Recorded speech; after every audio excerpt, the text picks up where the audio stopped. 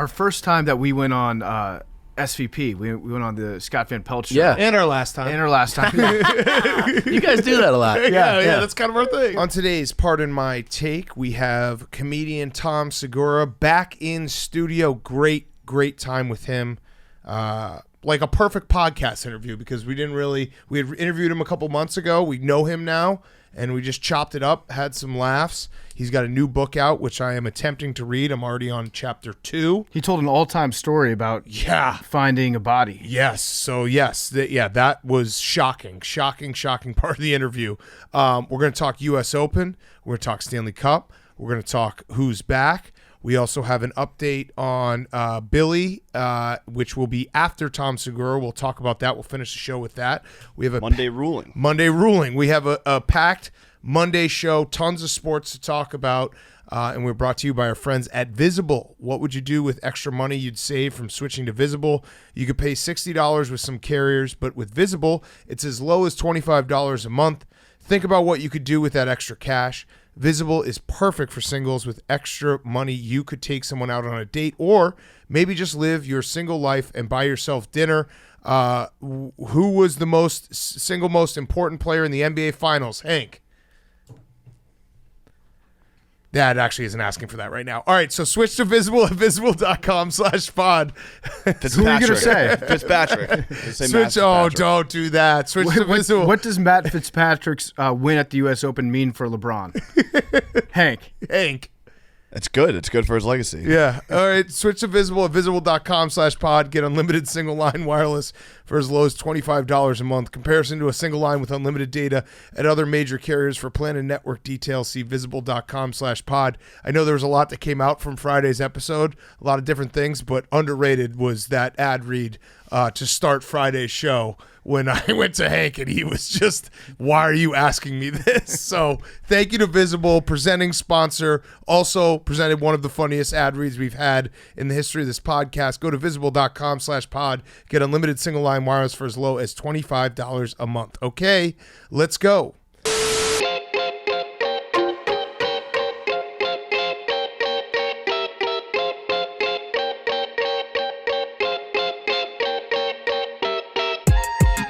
Welcome to Pardon My Take, presented by Visible. Go to visible.com/pod. Get unlimited single line wireless for as low as $25 a month. Today is Monday, June 20th, and holy shit, was that an incredible U.S. Open. I have calmed down PFT where I can now say that was awesome. We can also talk about Will Zalatoris, but that was awesome golf. It was great. The back nine was incredible. Here's a fun little nugget. I know that, a lot of people are out there like, hey, you guys aren't real dimpleheads. You guys aren't real perverts. But guess what? We are.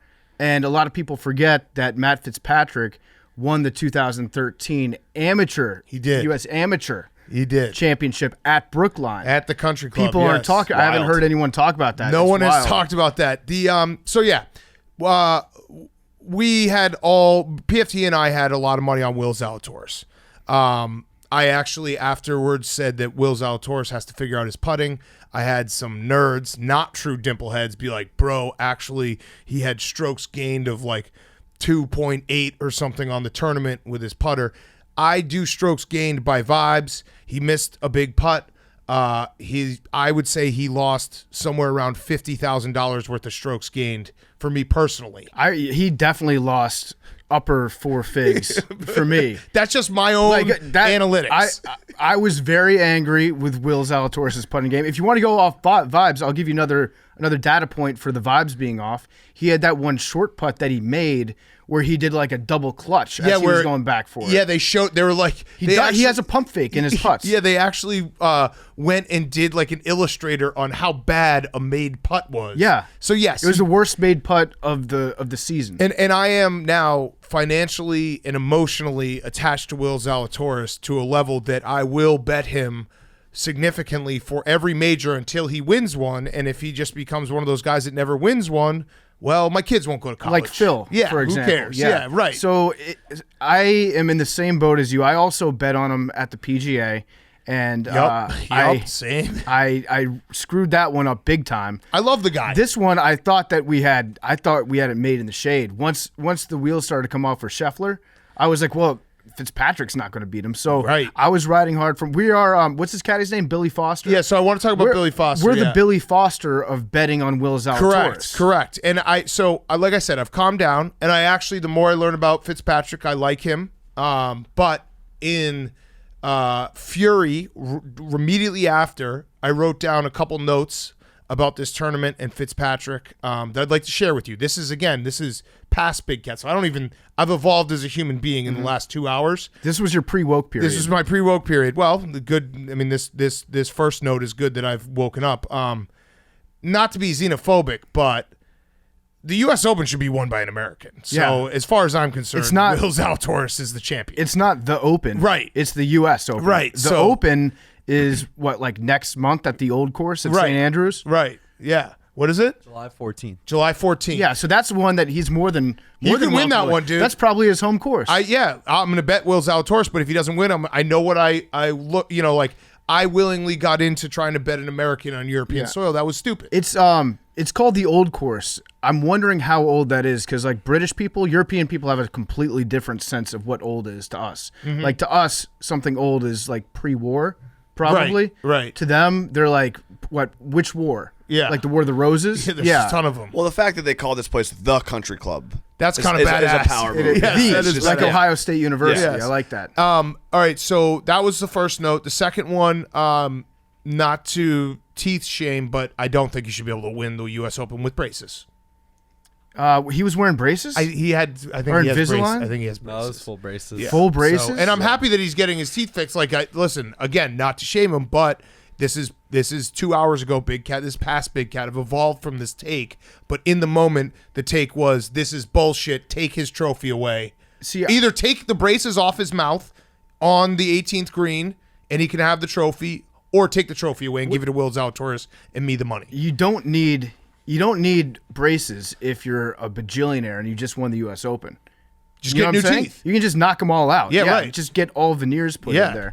I love when people get veneers and it's like they're just bright white, and you're like, whoa. Yeah. I noticed that he didn't smile that much, and that's probably why then. Yes. So again, I'm happy he's getting fixed. This is past Big Cat, and then the last one. This is actually a real take. That fucking 15th hole was bullshit. He hits one that misses the fairway by like 30 feet. Will hits one that hits the fairway that then rolls into like the deepest grass ever. It was in like the first cut of the rough that it hit. That was somehow And deeper than was- anything. It was skating on top of the grass, and then the place that it settled was the only deep part of that rough. And then Fitzpatrick totally misses his shot, and it lands on a trampled down area from the gallery. I think is what you call them, as we are dimple patrons. The patrons in the gallery had trampled it down, so he gets a perfect lie. That hole was it. That Yeah. was a two stroke hole because he ends up getting a birdie and Will gets a bogey, and that was it. Like that was the championship. I was complaining before you got in the office. I was complaining to Bubba for like 15 minutes, and what we're doing right now is this is a new segment of our show. It's when you get beaten badly in a bet, right. and it's called "That was a fucking great bet and it should have counted." Correct. In fact, there should be something. There should be an option. Talk to the higher ups at Penn about this. There should be an option where you get the cash out that you can take before it's over. If you don't take the cash out and you lose by him missing a putt by an inch. to a guy in braces. To a guy in braces, you should get like $1 back Yes. on cash out. You should be able to cash out afterwards and just be like, "Hey, that was a good fucking bet." Right. You were on the right side. specifically. But all right, so that was right after I was very mad. Now that I've read more about Fitzpatrick, he seems like a very good dude. Went to Northwestern, so that's a Big Ten title. I will be claiming that. And the story you mentioned him, but Billy Foster, his caddy, is one of the coolest stories in sports because he's been a caddy for 40 years. He's caddied like all these incredible guys. He was on Tiger Woods' bag for I think 1 or 2 tournaments. He was on Steve Ballesteros. He was Sevi on Ballesteros. Sevi Ballesteros. Dimplehead, Parvert. Yeah, Spaniard. I knew that part. He was on Sergio Garcia, Garcia. Darren Clark, Thomas Bjorn, and then he was on Lee Westwood's for a decade. And Lee Westwood, if you are Dimplehead like us, is one of like the poster child for almost there, like always the bridesmaid. Well, He had, it's him and Sergio. and hopefully not Will Zalatoris. But Lee Westwood, in the 10 years that Billy Foster was on his bag, in majors, he had 13 top 10s. 6 times he finished third. 3 times he finished second. That's heartbreak after heartbreak after heartbreak. And I was thinking about it. Like, if you're a golfer and you are, always the bridesmaid, never the bride, it obviously is very, very painful. But this guy has been caddying for 40 years. He's lived like 3 golf careers in those 40 years. And he has had to, and if you're a caddy, I feel like that's almost worse because you're the one who has to give those like decisions and giving him like, hey, here's what you want to, use here. And then you have to go home and sit and be like, I didn't hit the club, but I was the one who helped him. That has to eat away. He's the Buffalo Bills of caddies. Yeah. That means that the Bills are going to win the Super Bowl next year. Yeah. But he's, But you know what I mean? Like, don't you it's think all the small stuff that goes along with it that, like, you can blame on your caddy. You can blame 1 stroke per round on your caddy easily. Right. And he's got to deal with all that. And it was awesome to see him win. After Zalatoris missed that putt on 18, and he goes up to the flag, and he takes the flag, and he kisses it. He smells it first. He goes up, he's crying. He's got tears in his eyes. Yep. He smells it, gets a good whiff, then he kisses it. Then he takes the flag out of the hole, and he starts to unscrew the top. I thought for a second that maybe the flag had like a shot of Fireball in it because it looked like he was opening it up to take a rip. No, he out of buried it. money in it. Yeah, but he unscrewed the top of it, and then I guess he was going to remove the flag, and that was going to be his for the rest of his life to keep as his particular trophy from that. It was awesome. I've never seen end of a major where the caddy was like more emotional than the player. Matsuyama's caddy, where he bowed to Augusta. He did. He bowed to Augusta. That is true. But like, it was crazy to see the emotion coming out of Billy Foster. It wasn't cheers. He was just relieved. Like it looked like it just washed over him. And Fitzpatrick's sitting there like he's a great golfer who's probably going to be around forever, probably going to have a bunch of these things. And he's got a caddy who has sat there for 40 years having it eat away at him. Because I really do think like being a caddy and being that close has to be, in a weird way, more painful than being the player, because the player is not only rich, but they make the shot so they can live with it. The caddy doesn't make the shot. The caddy just helps with the shot. And if you're fucking, what did I say, 3 times second place, 6 times third place, like that would just fucking kill you. Yeah. There's got to be like 1 or 2 clubs or like shots that he was like, well, maybe I should have told him something else. That's what I'm saying. Like Right. that. Like worse. a green read or something. Oh my God. It would kill you. So I'm happy for him. I'm happy for Fitzpatrick. It is like, he seems like a very good dude. I'm happy for his second family here in the U.S. Yes. The same family that he stayed with. People forget that he won in 2013. He did. He stayed with that same family this week, and they were greenside. They were watching him. And I kept going back and forth, like, do you feel good if you're the actual son of that family and your adopted son comes out and wins a U.S. Open? Because then you're like, what the fuck have I ever done? Like, Right. I'm probably not the favorite son in my family, even though I grew up here in this household. But at the same time, you're like, that's pretty cool that, like, kind of a stepbrother. You could just say your brother. Yeah, my brother. My brother won the U.S. Open. Yeah, it was cool seeing that family out there. No, the whole story, yeah. Do we call him? Is he a Fitzy? I need a Boston ruling. Is Hank. he Fitzmagic? Is he a Fitzy? Yeah, he's an Englishman. Like I said, I was very heated in the moment because even that last putt by Willie Z, I knew it was going to suck, and then it sucked way more. It was half because an inch. it was so like I knew that he was going to miss it, and I was like, just he's gonna miss it, and then the way he missed it, I was like, God fucking damn it. You know what we got though? We got an iconic shot out of it. We got a shot that we'll remember, the shot from the bunker on 18. That was an incredible approach that Fitzpatrick hit on that one. Yeah. Iconic. Like, it was iconic. That wasn't incredible. You don't think it's iconic, Hank? I mean, that was like If he won, I thought I think they he did. Fitzpatrick won. Fitzpatrick from the bunker. Yeah, Got it. I think 'cause they have to name the bunker after him. Because it was one of those things too. On the 18th, when he hit it off the tee box, they were like, "Yeah, the only place he can't hit it is where he hit it." Yeah, he hit an awful tee shot, and then They said bunker left is the only place. Yeah, the you only wanna place, go. and then he's like, "Boom, right there." I also had the added.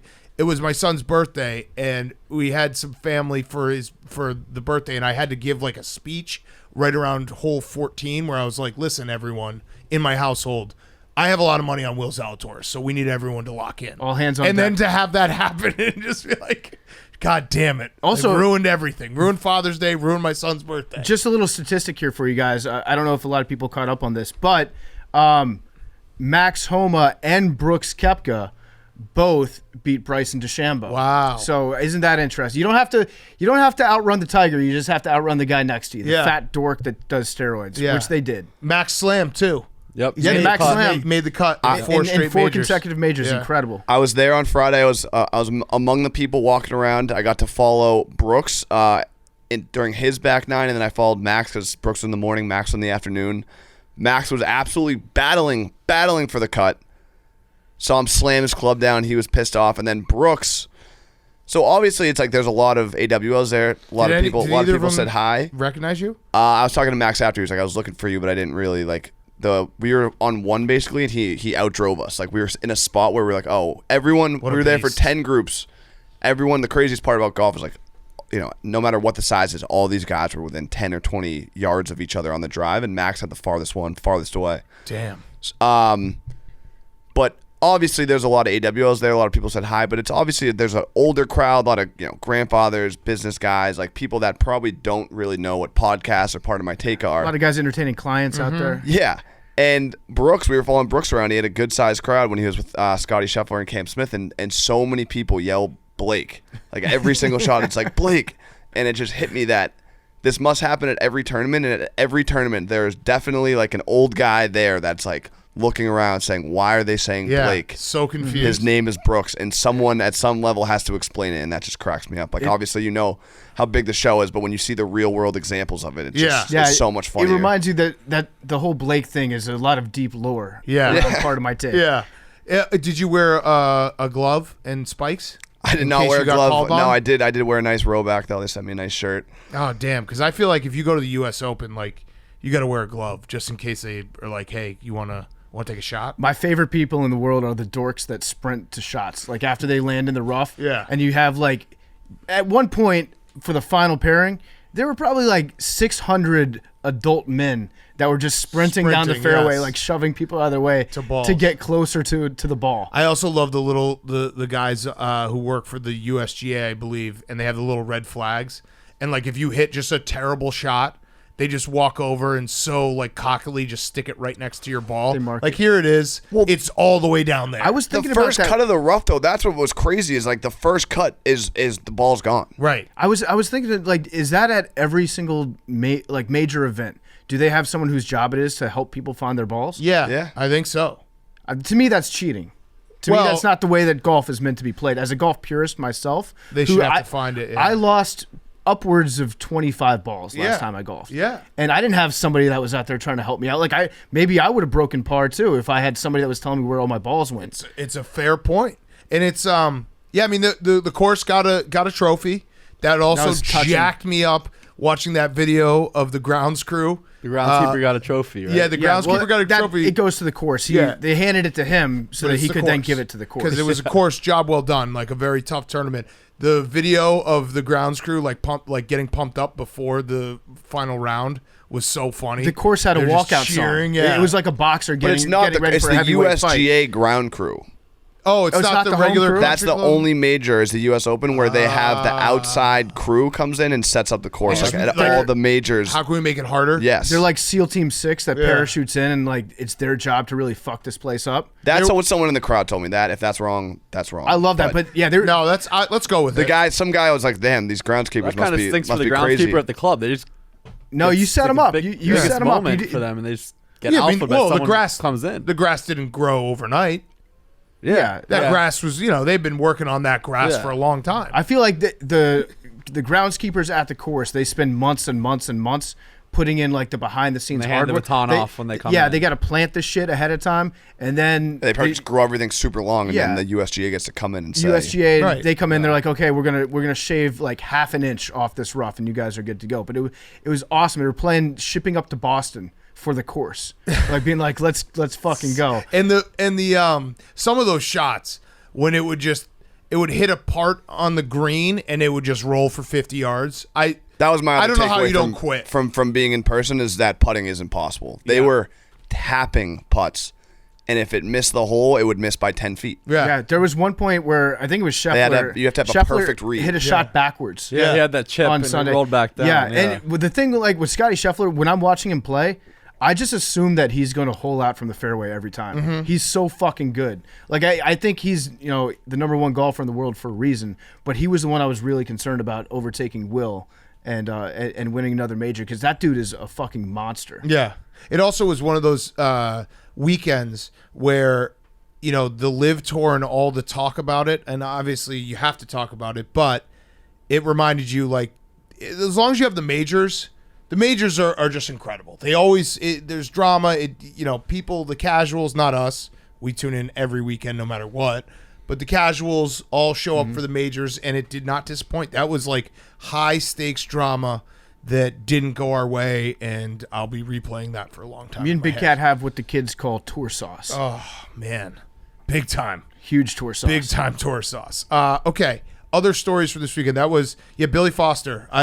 I'm happy for that dude. I'm very happy for that dude. I actually want to get him on the show. Yeah, and I like Matt Fitzpatrick. I put it all aside as much as I hated him for a moment there. Will Zalatoris got to make that putt, and also got to not get screwed by the 15th hole where he hit a better shot than Fitzpatrick and somehow got penalized for So it. Will Zalatoris is still really young. And when he played that awesome final round at the Masters a couple years ago, that was like, okay, this guy, he might be the next one up. It's great that he's been in second place a couple times. At what point does it become a problem, though? Because right now I'm still looking at it from an optimistic point of view, which is like he's really good to finish second place. But if he does it like one more time, no, I think he's got a few I feel more. like golfers have like 3 or 4 year windows. Yeah, and also I like that he grew the beard out. I think that makes him look a little older. Cut the hair. He still needs to put on like maybe 30 pounds. I think I'm just gonna add. Size doesn't matter. I think I'm gonna just add to my bet every major until I'm like at some point if he just never wins, like in 15 years from now, it's like I bet more than he'll make. That's a blackjack strategy. On the purse, right? yeah. If you double down every time, you can never lose money. I am forever tied with him. He's basically my new 50-50 raffle. I'm just going down with the ship. But I think we'll have our day. I really do. I think we'll have our day, and boy, will it be sweet. This was a good fucking bet. I got him 41-1. It was a great bet. It was a great bet. It was the correct bet. It was a great bet. All right, other stories. Stanley Cup Final. The Lightning might be in trouble. Yeah, you think? No duh. That was a shit pumping. That was never even close to being close. That was significant shit pumping, and I still feel like the Lightning will make this a series, but holy fuck, to lose 7-0. I don't know. I mean that doesn't really happen in the Stanley Cup Final. It's a Browns-Jaguars score. Whew, that was bad. Also, we had a great moment. Scott Van Pelt tweeted about it, and I couldn't agree more when the whole crowd was singing in unison Blink-182.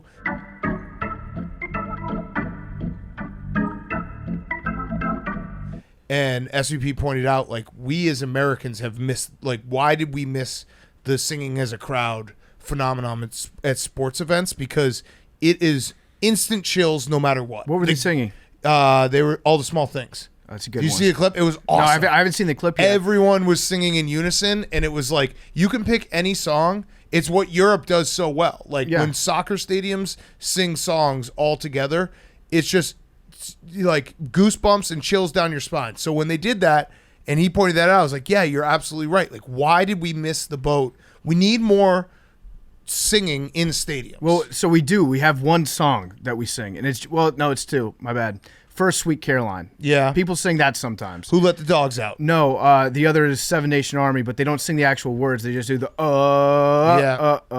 and Neck. Think about LSU doing Neck. Yeah. Like, that is, when LSU sings Neck, that's the greatest thing to watch. We came pretty close a couple years ago with Mo Bamba. Yeah. Fuck, shit, bitch. Yeah. Like, remember? It's fun to sing in crowds. That was lit. It is fun to sing in crowds. So we need to bring that up more often. The British do it well because they have Oasis, which is a natural sing-along band. And the Killers they've adopted. That's fucked up. They took the Killers. They're not from Nottingham. They're from Las Vegas, Nevada. Correct. That should be our band that we sing Mr. Brightside. Correct. So we need to start doing that more. Crowds need, like, maybe we could get it for the Water Dogs, who lost again. No duh. The official Water Dogs anthem. Yeah, is just It's game week, by the way. Soy un perdedor. I'm a loser, baby. Or that- so why don't you kill me? That TikTok song. Oh no. Oh, Oh no. Oh no. Oh no. Oh no. Imagine if we were singing fucking Beck at every Water Dogs game. We stink. We suck. Jake. Can't win a face-off. Best uniforms in what meme sports, said. though. I mean, those purple uniforms. I think people were like, "Dude, that's not purple. It's fucking lavender or something." People I are don't calling. give a fuck. They're calling the otter dogs. So Because no W's. this Friday, It's a trend. it's battle for last place. 0-3 Chaos. 0-3 Water Dogs. Who's on the call? My friend Drew Carter. Oh, I thought doing you were Friday doing night. this weekend. No, I am. Oh, Saturday you're night. Saturday. Yeah, they play Friday. I'm Who? doing Saturday. I'm doing Thank Cannons. God. So you don't have to do. I the do Water not have Dogs. to do the Water Oof. Dogs. Cannons versus Chrome, and then Archers versus Atlas. I'm very ESPN Plus, excited. 6 p.m. and 8:45 p.m. Eastern. Are you allowed to give picks on these games, or are you like I don't Kirk think so. Herbstreit where Yeah, you Kirk. can't pick that game? Yeah, Okay, but feel free to tune but in. you think it's the Chrome? Chrome's 3-0. They went 2-7 last year. Only team to not make the playoffs. Now they're 3-0 this year. All right. So wait, what's the first matchup? Chrome Cannons. Thumbs up for Chrome. Thumbs down for Cannons. All right, he just did thumbs up, so bet the Chrome. All right, what's the Watch next on one? YouTube. What's the next one? Archers Atlas. Archers Atlas. Archers thumbs up. Atlas. Oh, Atlas. Okay, so you went thumbs down for Atlas. And you're being too nice. You can't be like, feel free to tune in if you want. Come on, No. Jake, sell it a little Well, bit. last year Big Cat We did will- the full quote. Yeah, no. We'll Yeah. fucking find you and murder you if you don't tune in. Yeah. Tune in. Jake is going to Blow show up that peen. Yeah, quote. Jake. Don't if miss enough it. people tune in, Jake will show his cock. Full In a peen. touching tribute to On former the plus. To former Jeffrey Toobin. broadcaster, the Peacock. Yeah, ESPN Plus, 6 p.m. Saturday. What if it got more? What would you do if it got more viewers than the Super Bowl? Would you eat your the color analyst butthole? No, I'm not concerned about viewers. I'm concerned about having a good You're broadcast. concerned about us elongating this bit and having you not be on the broadcast. No, honestly, if you don't tune in, we will kill you. Yeah, no, we will. We Jake will kill you. won't. Jake won't. He won't have anything to do with it. But me and Big Cat will show up at your door. Yeah. And we will stab you. We'll do it. It will be a great story because then we will basically have this podcast will become a serial podcast where we'll try to solve the murders that we committed. How about that for a wrinkle? And Jake could have stopped it the entire time. Okay, other sports stories. Oh, I did want to just can we just do a little cleanup on the NBA Finals? How we feeling, Hank? After a weekend, Draymond was on his troll shit, which he gets to do that. Like he gets to he's I think his tweet today was like getting ready for Game 7 of the NBA Finals lock in. He replied to Dave's tweet. He which was like that is just a man in the arena thing where, and I'm actually talking about Dave, not Draymond, who actually is in the arena, but like when you're in the middle of a big series or a big game, you have to talk shit if you're a fan, and when it goes poorly, you got to egg on your face. Yeah, I mean, I don't really hate Draymond or the Warriors. Like, thinking back, obviously it was a battle, but even watching him how he interacted with the players and stuff, being so close, it was cool. You could just tell like how much of an impact he had on the team just as a leader and stuff. And obviously when you win the championship, you deserve the right to gloat and do whatever you want. So I have no problem with that. And it just is what it is when you win as many games as Celtics. You're 2 wins away from winning the championship. If they won the championship, everyone would call them one of the best teams of all time. Great young core. Jason Tatum MVP, but they Start lost. of a dynasty. And now everyone is just slandering. Like there's just so much slander as if they were a terrible team. The Will Zalatoris They of didn't deserve to basketball. be there. Jason Tatum's not good. Jalen, like, Are you getting people doing the Le Mickey, the Le Fraud, where they're like yeah, picking they're doing apart everything. their entire run? Yeah, they're doing all that, and that's just part of that's what happens when you get that far and you're on the biggest stage. But I'd like to interview one of those it's people. sad. I mean, it just makes it a much longer off season. But I'm excited. It's like they're super young. They're going to be back. We should interview one of those guys who has the tweet always typed out right away. Oh, it's somebody that comes up with the initial tweet, and then everybody else Yeah. just copies and pastes. It's Right. copy pasta, so they just reply. They have alerts set up for Adam Schefter, and they just immediately reply to that. I'd like to just like talk to one of those people. Like, what do you do day to day? Well, they're the same type of people that I briefly became for a second when defending Carson Wentz. You become an LMAO guy. Right. Those guys. Yeah, and you just end it all with like the crying face. No, in you front just of say the happy you just face. say LMAO, Yeah. and then everything's funny. Yeah, because they're that. I have actually seen it in Draymond's replies too. They're picking apart the Warriors. That's just what we do online now. They're like, oh yeah, 2015 Kyrie and Kevin Love got hurt. 2017 you had to have KD. 2018 LeBron had no one. 2022 you played like no John Morant, only Luka, bum Celtics team. I feel like the Celtics. That's where championships are championships. Hank, you got to let that slide though, because people are saying that to get under your skin right now. But the Celtics, they'll be fine. They'll be a good team. You can't obviously like bank on getting back to the finals, but I do think it's good having Brad in the back. position he's in. Like Stevens? Yeah. What do you mean?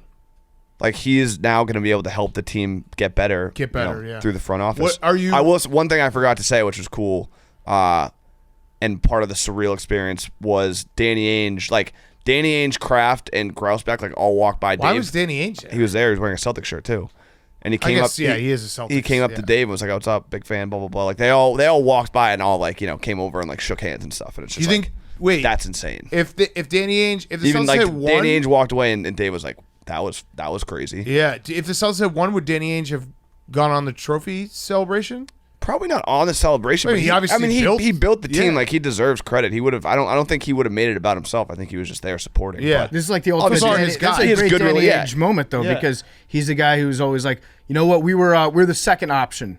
KD told us that we were the second ones that he was going to choose if he didn't choose the Nets instead. So he's getting another one of those right now. And obviously Al Horford's the one where it's like, is he going to be able to play at that level again going forward? Yeah, so- Probably not. But I do think they're in good hands to figure out the little problems and what they can do to make the team better. But it's not drastic changes don't need to be made. Give me a quick on the roster, like who you in and out on right now. Like Jason Tatum, how you feel? Great. Great. Yeah. Even though the moment, first No, team that's great. All-NBA. Yeah, no, I'm saying that's great. the moment was too big for him. Does he have dog in him? Yes. Okay, Jaylen Brown Yes. just has to learn how to dribble. Yeah, and that's a perfect like off-season thing. Do you think You got to fix one part of your game, dribbling, He's just going to learn how to turn left. Yeah. Is his issue. tougher question? finishing at the rim. Who's got more dog, Jaylen Brown or Jason Tatum? I think it might be Jaylen Brown. The answer is Marcus Smart. Yeah, well, Marcus Smart got all the dog. I think they have equal dog. I think Jason Tatum's just taller. I don't think they Okay. have equal dog. He's just a taller dog. You can't have Yeah, no. he's a little bit faster. Well, okay, if they've got equal dog and Marcus Smart is all dog, is that too many dogs? No, Okay. you got to have dogs. Al Horford. I feel great. I just hope you can stay healthy and keep that fountain of youth going. Derek White. Meh. Out. Oh, you're mad on him even Hey, after he had a kid. If they had, if he could shoot better, like if they could find someone that could do what he does, but also maybe shoot a little bit better, wouldn't That'd hate be it. nice. Peyton Pritchard. He just needs to improve his shooting. I think I like him. He's got that dog. That's a perfect off-season thing he can work on. Just shoot. Yeah. Grant Williams. Yeah. Yeah. Yeah. What does he need to work on? There's your scouting report. Well, yeah, it's like they're role players. Like Yeah. again, that's where No, it's like I'm just I'm not the GM. I trust Brad. It's like if they made moves, I don't think they'd make moves for Jalen or Jason. But if like they got rid of Grant Williams or Derek White or whatever, like I would assume they knew what they were doing. Who would you take right now for Jalen? LeBron. Kevin Durant. Kevin Durant. Uh-huh. Imagine if they did an exit interview. Kyrie. With Grant Williams and Brad Stevens just like, nah. Like, so how'd your season? Grant, we looked at your season. Nah. You had that one good game in the playoffs. And then Robert Williams. That's got to be high. Dog. Yeah. He's the ultimate dog. Just get him healthy. Yeah, get him healthy. Work on that. Get him healthy. But yeah, the Warriors, like we talked about on Friday. Every time I see anything with Steph, I'm like, this guy's awesome. Like he's just awesome, and he deserves to be in this conversation now. Wherever I don't like what he's done to the sport of basketball, but I like him. Yeah. Well, it's actually not his fault because everyone's just trying to be him, but no one is him. Right. Right. That's what I'm saying. Like Yeah. through no fault of his own. Right. He's every kid out there that doesn't grow. I'll put it this way. I like this dad take. Well, Yeah. every kid that doesn't grow is like, you know what? I'm just going to shoot from half court We're now. just gonna jack some I'm going to threes. shoot from half court because I'm 6'3". Yeah. And that's how I'm going to make it. I'm going to be the next Steph Curry. And fun fact, nobody's the next Steph Curry. Yeah, because also fun fact, his game is so much more than just shooting threes. Yeah. Yeah. That people, like He's got like some incredible conditioning. The fact that he this runs nonstop. the guy keeps running nonstop. He's great at ball handling. He's a good passer. He can score pretty much from anywhere. Mm-hmm. Like his 2-point, he's gotten way better at his floater game, finishing at the rim, all those things. Yep. So what do you say? You guys always say how easy it is to be a Boston fan and act like my life's not hard. I'm 3-4 in championships I've been at in person. God damn, Hank, that sucks. That is brutal. You've only won 3 titles in person. But you've lost 4. I've watched 4. He's -1 title. You've lost. You're -1. Yeah, trophy. plus minus. Yeah. Eagles Game 7, Bruins, this Warriors game, and the 3 goals in 2 minutes or whatever the fuck. Blackhawks. Yeah. Is Boston the 17 most? seconds. Is Boston 2 the goals in most 17 cursed sports city in America? Yeah, it's just like you guys always like to look at the positive, and sometimes you got to realize like this shit ain't It's not easy. easy being no, Hank. No, it's true. No. It's a fact. It's not easy being Hank. That's tough, man. You've had a sometimes really. I'd rather be like your guys' sports teams. No, don't even joke about that. Don't even joke about that. Hank's like a fucking. Well, he is an executive, but he is like a Wall Street executive. He's like, well, I just wish someday I could just work construction and just like be a simple life. Like, thanks, dude. It would be nice to not have all this money that I have. The taxes I have to pay on this. It's Sometimes crazy. when I'm driving to my estate, I'm like, wouldn't it be nice if I was just maybe delivering packages for Amazon? That'd be nice. They changed the formula on my favorite caviar. Now I can barely even eat the stuff. Yeah, you can just go get a cheeseburger at McDonald's. Hank, you wouldn't know the difference if they changed it. I'm 1-0 lifetime in games attended to see championships. So my plus minus is higher than yours. Is Washington he's a a bigger better winner sports than you. city than Boston? He's a bigger winner than you. District champion, That's just baby. a fact. That is just a fact. Last thing before we get to Hot Seat Cool, who's back? Stephen A. and Skip are beefing. They love each other so much. This is all shaping up to be. Do you want to give us a backstory? Give a backstory. I'll give a little backstory. So Stephen A. Smith went on JJ Redick and Tommy Alter's podcast, and he said Tommy Alter and JJ Redick's podcast. Tommy and JJ's Tommy Alter podcast featuring JJ Redick. Correct. And gave the backstory to how things went down at First Take, because a lot of people don't understand the complicated relationship behind Skip Bayless and Stephen A. Skip Bayless used to be like full-time on Cold Pizza, which was the morning show on ESPN2, and they would have a segment of it that was called, I think it was First and 10, which later became First Take, and it was just Skip Bayless debating a rotating cast of dummies that he would annihilate and wipe off the face of the earth. And then Stephen A. Smith got put into the mix as one of the people he would debate. They had lightning in a bottle. He was clearly the best person that was facing off against Skip. And then Skip asked Stephen A. Smith, hey, I need you to be my guy that I debate against because you're the one that brings in ratings. We need, like, what we have right here is special. In the parking lot. Had a secret meeting. And then Stephen A. Smith agreed. They made magic on First Take for many years. Then they had a messy divorce, and now they truly love each other. But they're doing Sleepless in Seattle at the other side of the continent right now. Eventually, they'll get back together. I actually think that they're going to get back together when LeBron James retires, when he finally hangs it up for good.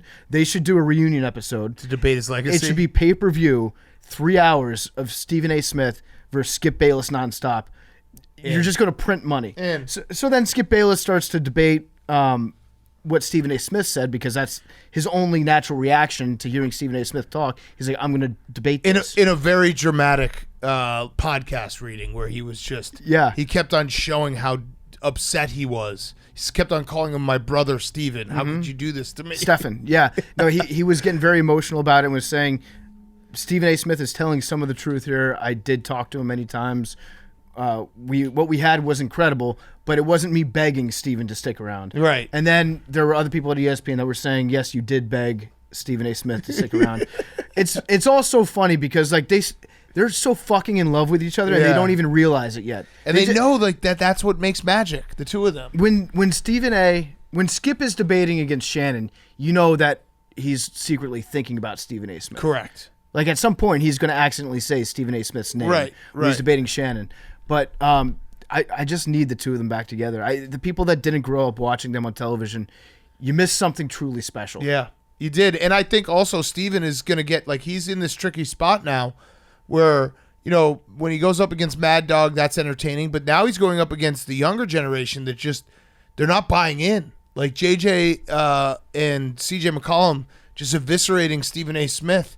Part of me, like, I like it when those clips go viral because it's funny to watch, like, them just matter-of-factly dice up Stephen A. Smith. But I also want to, like, grab both of them and be like, dude, Just play along once. Yeah, they don't Just realize what he's doing. They don't understand the take game. Yeah, they're right. like they're looking at this like it's a serious conversation, and they're rightfully offended by some of the things that Stephen A. Smith is saying about basketball players. And like any normal person would be like, "That's insane what you're saying," but they don't understand the magic and the theatrics of TV yet. It's like this is going to be a great analogy that people will love, I'm sure. When World War I happened. Mm-hmm. Everybody was used to like fighting wars on horses. Right. And so at the start of it, they just like charged at each other. And then they're like, oh, we got a machine gun. We'll just shoot all of you right now. Right. That's what it's like. Stephen A. Smith is on his steed, like charging down at JJ Redick. And he's just like, no, I can easily defeat your argument. Yeah.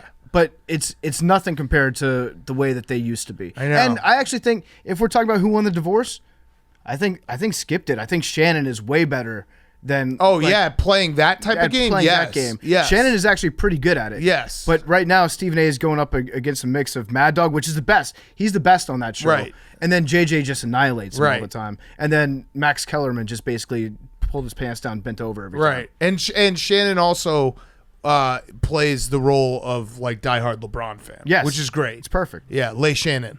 Yeah, look, I Shannon. love when Skip calls him Lay Shannon. I've been listening to way too much of that Lay podcast. Shannon.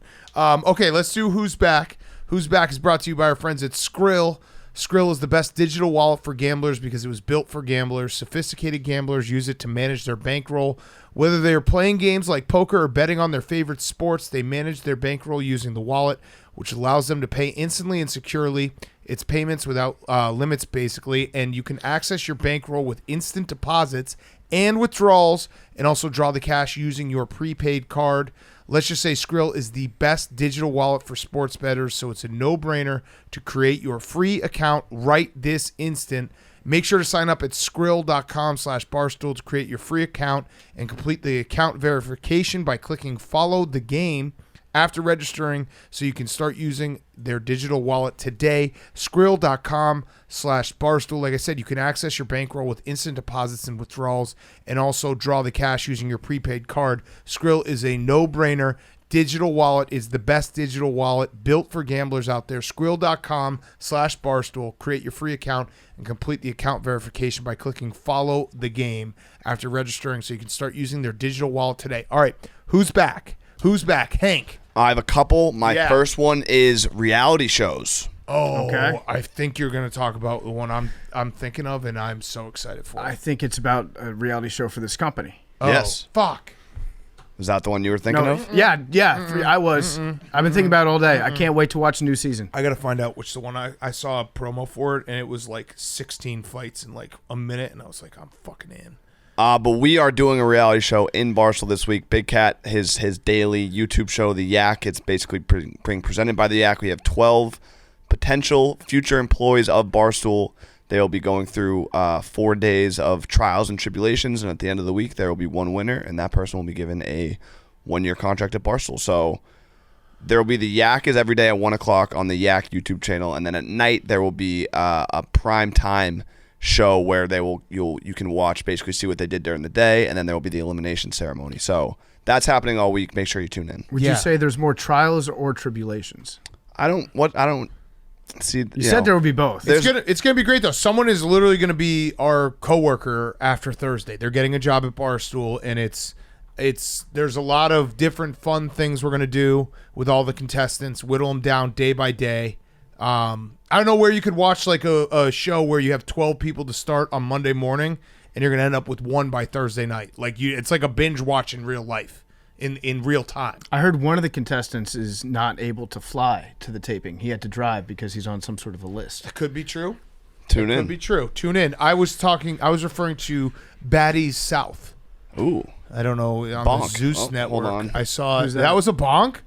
Baddies South. Who's that? You're excited for this? Watch the promo.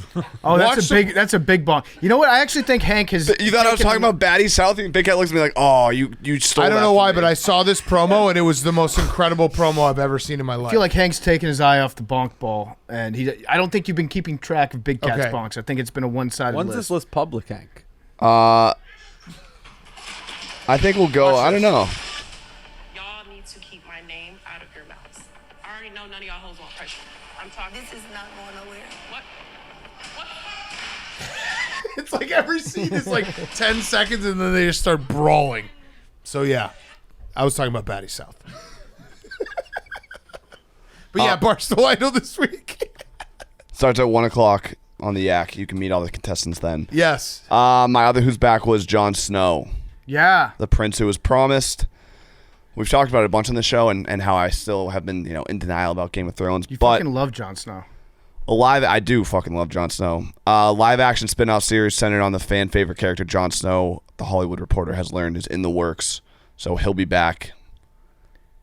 And I'll probably be tuning in. I'm a little confused. And I'll probably have to rewatch Game of Thrones and just get remad. Is this gonna be a prequel or is this gonna be a postquel? It's a sequel. Yeah. Yeah. I like postquel better. So in the postquel, I'm a little confused though because George R.R. Martin has said that he's been working on the next book for the last 10 years. But the and next he hasn't book done ends. that. The next book So he did theoretically this. ends He with did this instead Bran of becoming doing the king. No. I don't think George R. R. Martin's involved. Oh, you can just do that. You can take another man's characters and. Yeah, that's what they did. Wow. Damn. Jake's gonna write Boner Dogs. I give you permission, Jake. The PG version. Okay. Is that it? That's it. Okay. Whomst? Yeah, too. Two of them. Well done. My Whomst back of the week is Pardon My Take. Yeah. We're back. Part of My Take is back. I told Big Cat this on Thursday, but I'll tell you guys now, and the only reason I'm saying on the podcast is because there's some people that have been working on articles about it, so I figured that we just get the clicks out of it. PFT's going to jail. I'm going to prison for tax evasion.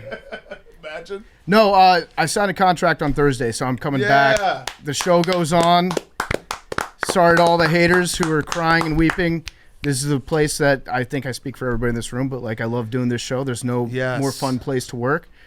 So I'm happy to be sticking around here and taking on whatever comes next because I love you guys and I love you out there listening. So I'm very happy to report that that's true. So suck my dick to every reporter that was going to break this news. Fuck I yes. just did it. Fuck As Big Cat said, I've been working on this story for years and I just tweeted it out. Yes. It was a long time coming. Congratulations. This one took a while to get done, and I'm glad that it got done because, again, I love working with you guys. I'm very happy to be back. Congratulations. Well deserved. Very, very excited. Yeah, it's awesome. That's why I bought that guitar last week as a celebration. Yes. And I noticed we didn't get a gift. I'm gonna name it. Just wait. I'm gonna name the guitar Blake. No, you got those ice cream for you sandwiches guys. during the stream of the day. Ice cream. I did get an ice cream Yeah, sandwich. you got me out of cake it. for my birthday. Yeah, that's Great true. cake. Two slices. I you know what's funny is last week I brought in cake on Sunday for myself to eat, and then I came in and I had cake, and then Hank was like, "Oh, you got cake? What's that for?" And I was like, you guys can have some if you want. I forgot that it was his birthday. He thought that I brought him cake. I just coincidentally brought in 2 slices of cake for myself. But it was for his birthday. It was for Hank's birthday. Better than a papadilla. Yeah. Oh. Wow. How could you? How could you? How could you? Yes, congratulations, PFT. That is awesome. Just love you guys. Yeah. Love you too. That's fucking love you too. Big time. All right, my who's back. Well, I mean, we should just at least say Batty South. Batty South, but bicycles are back because Joe Biden falling off his bike was one of the funniest clips I've ever seen in my entire life.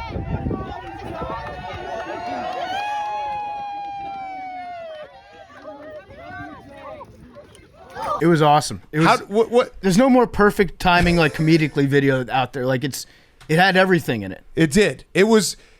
I think did he try to say that it was the toe clips? I saw some crazy bike people being like, this just shows how many people don't bike with toe clips. Yeah, dude. Yeah. You're correct. So the toe clip thing is correct, that when you ride on a bike with toe clips, that's how he fell because he didn't take that foot out. Right. But also, what the fuck is our 89-year-old president doing riding a competitive bicycle with toe clips? Yes. I think get the fucking dude a Peloton. Dude, give him training wheels. He won't notice. Give him a virtual reality headset and tell him he's on a bike then leave the room for 10 minutes and come back in. Have him ride tandem with some Jack Secret Security agent. Yeah. Right? Secret Service.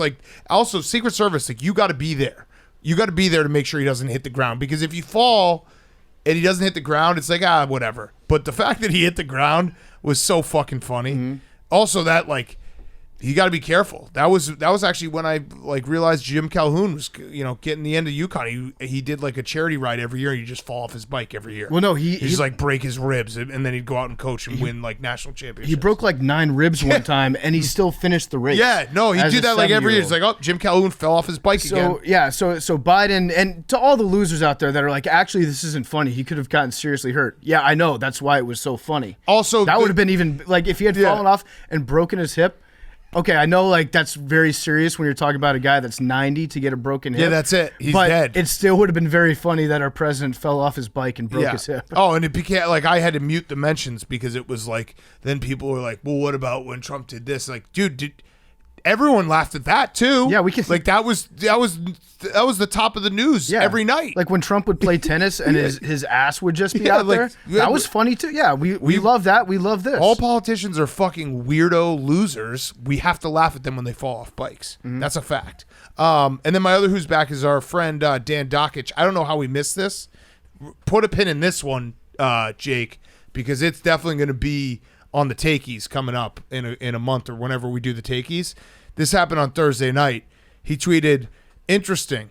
Pacers are praised for picking Reggie Miller over Steve Alford in 1987. Yet Pacers have not won a single thing in the subsequent 39 years. Would they have won anything with Alford? Who knows? But what we do know is nothing was won with Miller.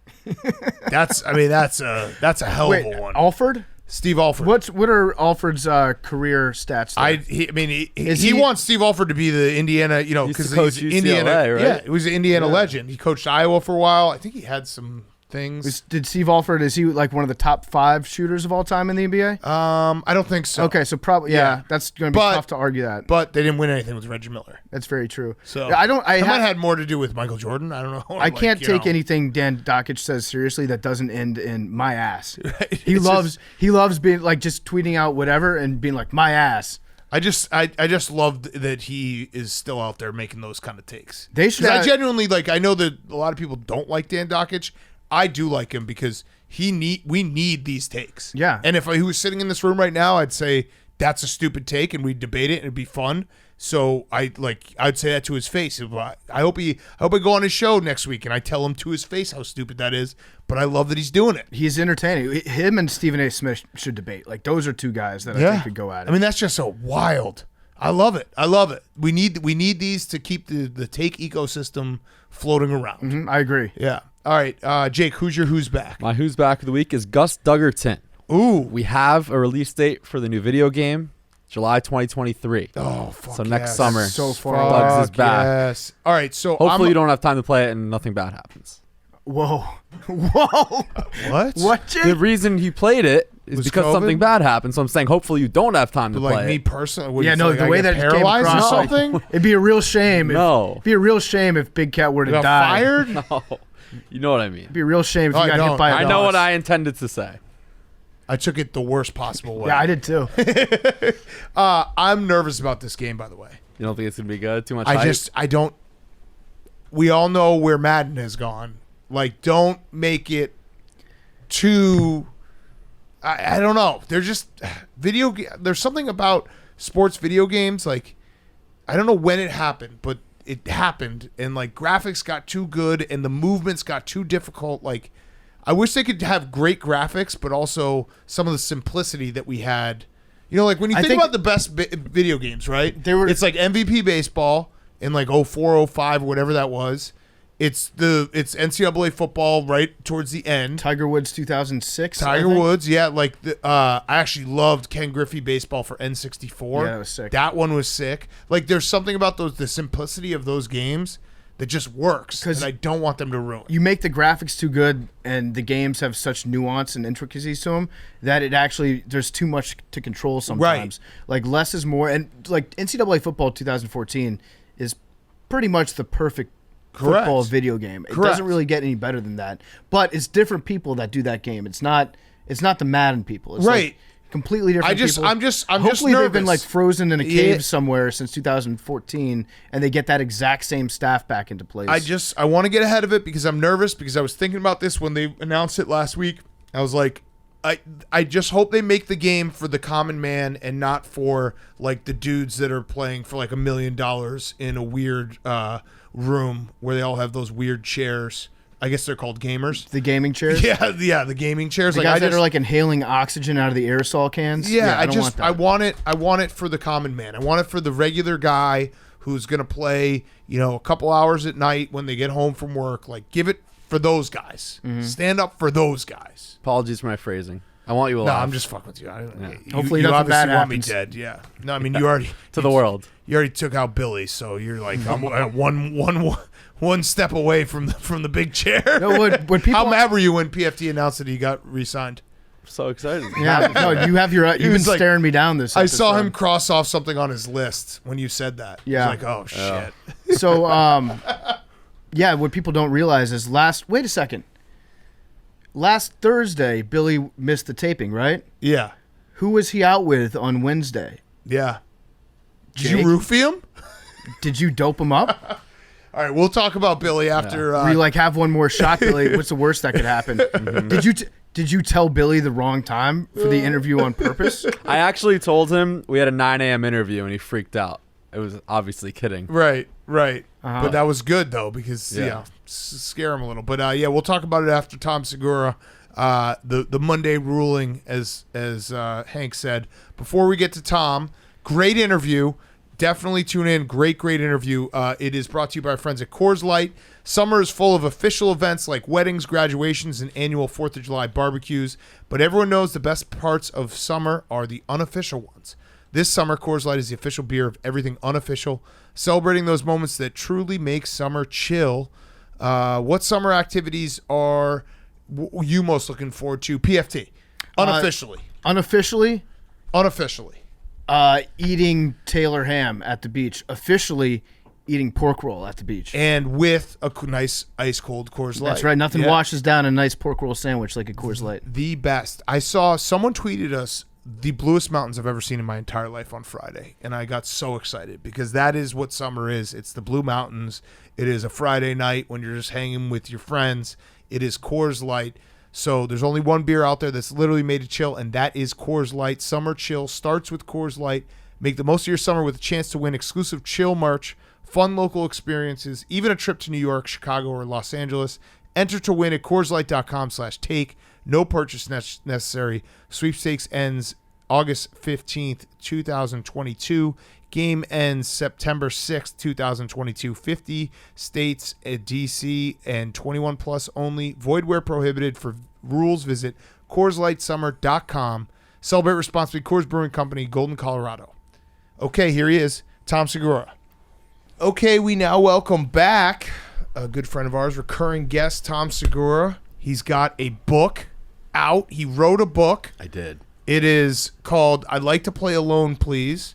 I told him right before this I bought the book. Thank you. Purchased it on Kindle, which means that I'll probably read about 15 to 20 pages. Yeah. Because it would be like right before I go to bed, I'll be like, oh, shit, I need something to read. And then I'll be like, oh, I have Tom's book. But you don't care, right? Like, I don't care. I think actually if you actually read the first 10 to 15, I might keep you to like 30. Really? Well, I Yeah. actually read the first 5 Oh, you about did? your dad. You did? Okay. So here's a little teaser for the book. Very funny story you tell about your dad. That your dad is, I wouldn't say socially awkward, but why don't you say it? Like he just leaves conversations when he's done with Straight. Well, he did. He would be talking to you right now, and if you brought up, I don't know, baseball or something, he would be like, yeah.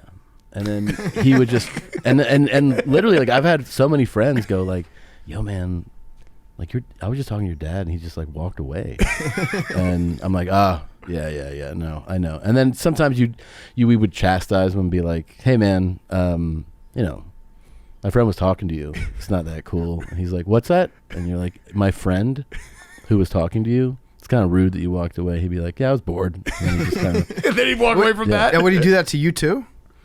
yeah, well, he would just kind of, you could just tell he was not interested. He wouldn't be like, somewhat do it to me, but more so like neighbors, friends, and, people that you were trying to get to talk to him. I mean, just, he would just be like, and then I would ask him, I'd be like, why would you just do that? He goes, well, if I'm not interested, I would, I'm done being interested. And I'm like, kind of admirable. Yeah, right? it's kind of like an efficient way to live where it's like, hey, I'm not going to waste time in conversations I don't want to be in. Yeah. He would literally just go, oh, I was bored.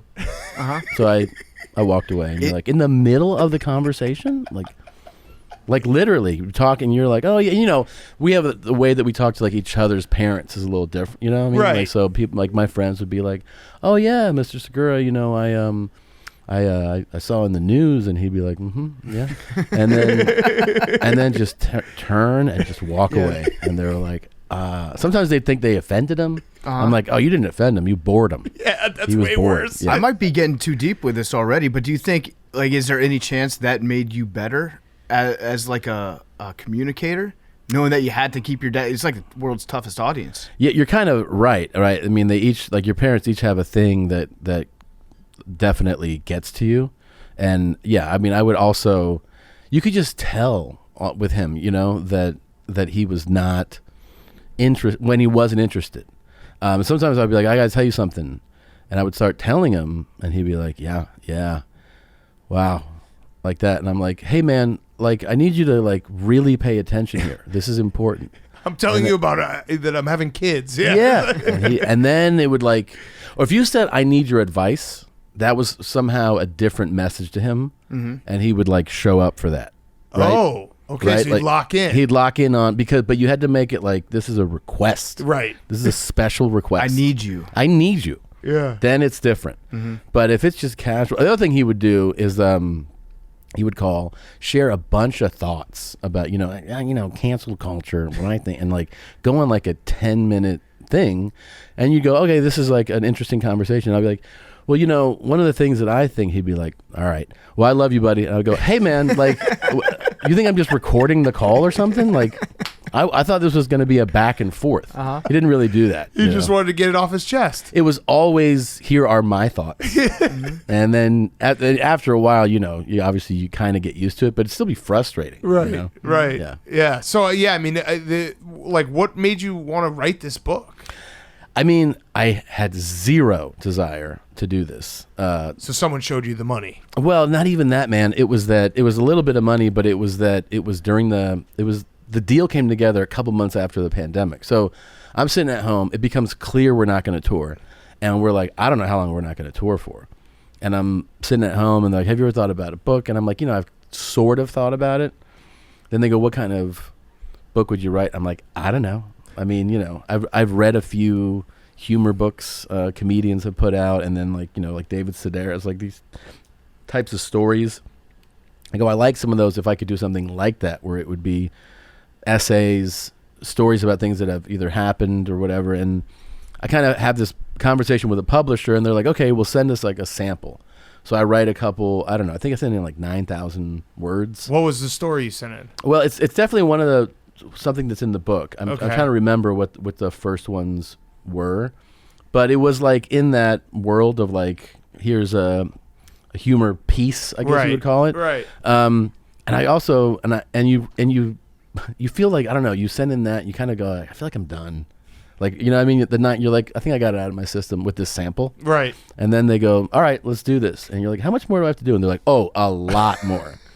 And then you go through the process of writing, where it is a thing where, you can't just bang out a book. You got to just sit down and write pages, and you realize that like, this is really consuming. And some days you're good. It's like some days you sat down, you're like, I just sat down for an hour, I knocked out, I don't know, whatever, like 11 pages or something, and it feels good. You're like, this is progress, and it just flows.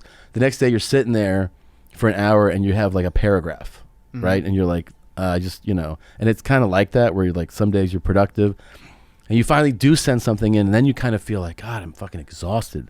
Like because you don't do it every day. I think writers who write for a living all the time, they do it every day, so it feels like so different. And then you send that in, and you start to get notes, and then you're like, this feels like school again. Right. Yeah. This feels like school, because it's all marked up, and then they're like, you need to connect this more, this doesn't make sense, or like, and you're just like, fuck. But ultimately it feels like like you crossed the finish line. Right. In a way. Right. Yeah. Yeah, it's interesting that it's in the essay format, because essay, when I think essay, I just think school. Yeah. I think like it's an assignment that I have to do. But when you break it down and you think about like what an essay is, if you're putting together a book, it seems like it's a pretty cool way to write stuff, because you can just like get your thoughts out on a topic, and then the next day, boom, you're on to something else, right? Yeah, I mean, when they were like, "What's the book going to be about?" I'm like, "Well, I don't have like a fucking area of extra expertise to write a book. I mean, it's just it has to be stories. It's got to be a collection of stories. When I overdosed on drugs, it's got to be, the time that I found a body in a field with my sister. It's got to be about my dad's crazy fucking social communication. Like, that's the way that I thought. I was like, that's the only book I can write. Right. I mean, it's not going to be like, here is my book on physics. Right. So yeah, I just wrote what I knew, which is kind of like, we always tell this to like when someone's like, I want to do stand up, what should I talk about? You're like, talk about what you know. Right. Don't try to go be philosophical at first.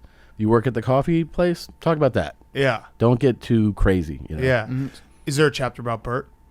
There's mentions of Bert throughout about Is how fat mad he that is. he didn't get a whole chapter? He's not gonna read it. He won't know that. But you know what I'm thinking about too? The more you talked about your dad and reading the first 5 pages, which I did. I should get credit for that. Yeah, you did. Not even from you, from just the audience of like, I struggle with reading books. Is Bert similar to your dad? Like when I listen to your podcast with very Bert, interesting. it's a lot of you being his therapist and him like unloading, and then you say something and then he's like, oh, and then let's talk about this, and changing the topic. I've never tied the two together, and I think you may have really found something. It is like Yeah. he is your dad in that respect. In that respect, yes, he is very much about his thoughts, and and just like on and on and on. And you could say something like, that you have like a story to share. You're like, when we were in Jersey, he's like, that reminds me. Yeah, right. And then he'll tell you a story. It has nothing to do with Jersey now. It's just like it clicks something in his head, goes off on that for like 10 minutes. And that's why I'm always, when I listen to your podcast, which I love, comes out every Monday, and they tape it in bunches, which is always fun, like a time warp that you got to figure out. 2 bears, 1 cave. But it's amazing to me how your patience sometimes with Bert, who is obviously very, very funny, been on the show a bunch, and like, we love Bert, but your patience with him is shocking sometimes. Maybe it's because of your dad. Yeah, I think also he really does amuse me and entertain me. Right. So, you know what I mean? Like, I love the guy. I think if you didn't love the guy, You'd get super, super upset or something. And also our personalities are so different, right, that I can enjoy it, as opposed to being like, I don't feel like I'm competing with him. Right. Like I feel like he's really that super fucking extrovert lunatic, and I'm not. So I'm like, yeah, this is fine. I can be around this. How's it going? I do know that you compete with him in terms of gifts, right? Yes. And presents, because he told us one of the gifts that he was going to give to you. Well, the last one that he gave me was a Spec E46 BMW race car. So how are you going to step it up to him? I have something planned I cannot give away, but I have a pretty substantial gift idea.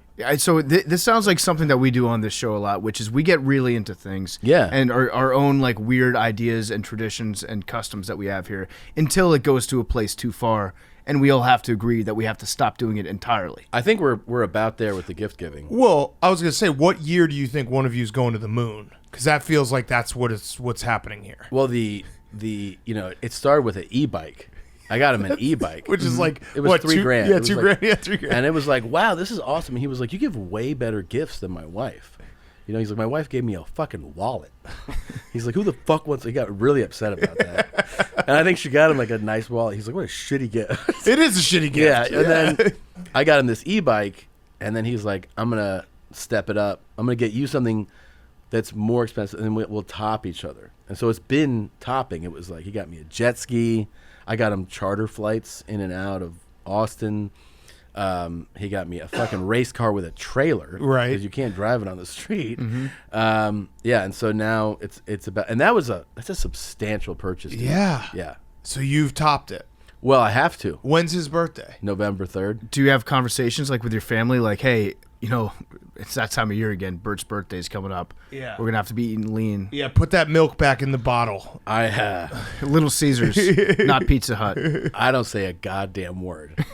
Like, it just is a thing when it's done. It's like, you did what? And I'm like, yeah. Charter some flights for him. Really? Yeah, okay. Yeah. How many flights do you charter for us? Yeah. Yeah. It's a lot. It's a lot. Back to the book real quick. I'm always curious from like the standpoint of the writer if they actually enjoy writing. If there's anything about the process they like, something that like you find out. Oh, I didn't even realize that I like sitting down at a computer and writing every day. Or do you, like, what was the process like? Was it rewarding? Did you enjoy it personally? Sometimes yes. Sometimes here's the thing: if I would have stuck to being more consistent with it, it's just like. In other words, remember in school when a term paper is due, if you got going on it, like, you know, and you liked that topic or whatever, it's not, you know, it could be something you enjoy in a way. What would kill you is it like starting like the night before the deadline. So I had a bit of an experience of both with the book where like I was working at it. There's certain times you write something and you read it back and it feels good. Like you go, I like the wordplay, I like the storytelling, I like what I'm doing here. And then there's times you read it and you're like, this sucks. Yeah. Like, you know, and I think that's a very similar thing for stand-up. Like I feel like when you watch yourself in a special, you always have bits where you're like, this is my favorite bit of this hour, right? Like you're like, this is a fun bit. I love the way this came together. And then there's bits where you see it and you're like, I wish I would have cut this. Yeah. I wish I would have cut this. Book has like a similar feeling. But ultimately, I think you do get kind of a thrill out of certain parts of the writing process. Going to get back to Tom Segura in a second. Before we do, he's brought to you by Game Time. Game Time is the exclusive ticketing partner of Barstool Sports. Game Time is a ticketing app that makes it easier than ever to score last-minute deals on tickets to sports, concerts, and shows, and they guarantee the lowest price. They cracked the code on how to score deals on last-minute tickets. Everyone, what was the first NBA game that you ever went to? Wait, what? What was the first NBA game that you went to? Game Time wants to know.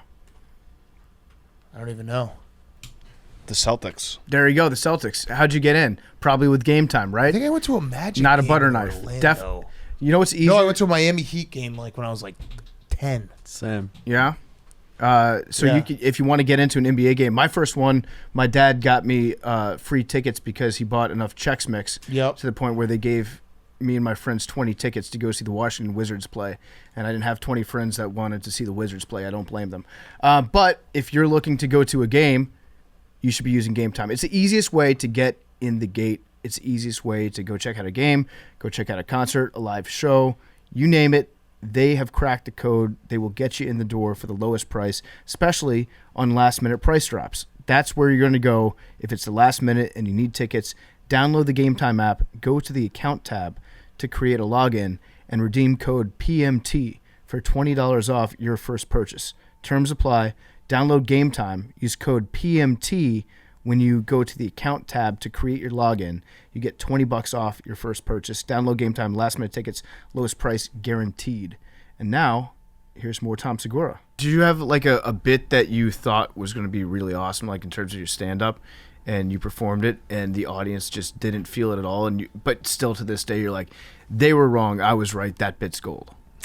I mean, there's always jokes that you're like, this one's for me. We're like, and it's one of those. It's like jokes where you do it where some nights, like 20% of the audience laughs, but you have enough around it that you're not like thrown by it. You're like, I know this is good, and then you'll do it like that for like night after night, and then I don't know, the next week it'll hit big one show, and you're like, there it is, right? Like it is good, and then it'll go right back to fucking 20%, and you just go like, I mean, I just had this conversation with Sam Morrill and Mark Norman about this, about how if it's not working though, like it's not working all the time, it's not working. Like you can spin it in your head, right? You can still love it. It's not like you're not allowed to love it. But you have to be honest and be like, this really doesn't work. You have to get over being like, they're the ones who are wrong. Like the real comedy heads get this one. I mean, there's still, like I said, you still get to go, this is my favorite joke, or I love this joke, right? You get to do that, but you can't flip the fact that it is not working. Right. Like, Right. You're like, there's a reason 20% of the audience is laughing and 80% are not. Right.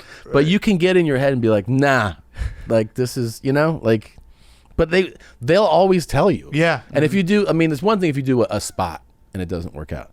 But if you're doing show after show after show and you're getting that result, like the result is the result. You know? Have you ever thought about we've tossed around the idea on this show because we've done so many episodes now over 6 years that we should do a worst of where it's like literally our worst interviews. That is fucking hilarious. Like no one does that. No one does That the is worst of. Such a good idea. But the problem is there's some people that will probably be upset. Dak Prescott. The only thing you have to do with that, probably, if you want more people to engage with it, is you got to cut it way down so that it's like narrate maybe around it. Yes. Yeah. Otherwise, just like here's this long thing. Here's this really long, here's the shitty worst stuff, episode. and it's even worse But than if, it ever if was. you cut it down to moments of like silence or awkwardness or just like not connecting, that is fucking. And funny. I think the the next self-deprecation is very funny of it. Like, hey, we suck at times because everyone always, the best of it's like, look at us. Yeah. These are our best moments. Like, no, how about when we really sucked? Do you remember what was that? It was it's always those debut nights when somebody got like a late night gig. You know what I mean? Like Conan. Yeah, and they get like Fallon. 3 minutes. Yeah.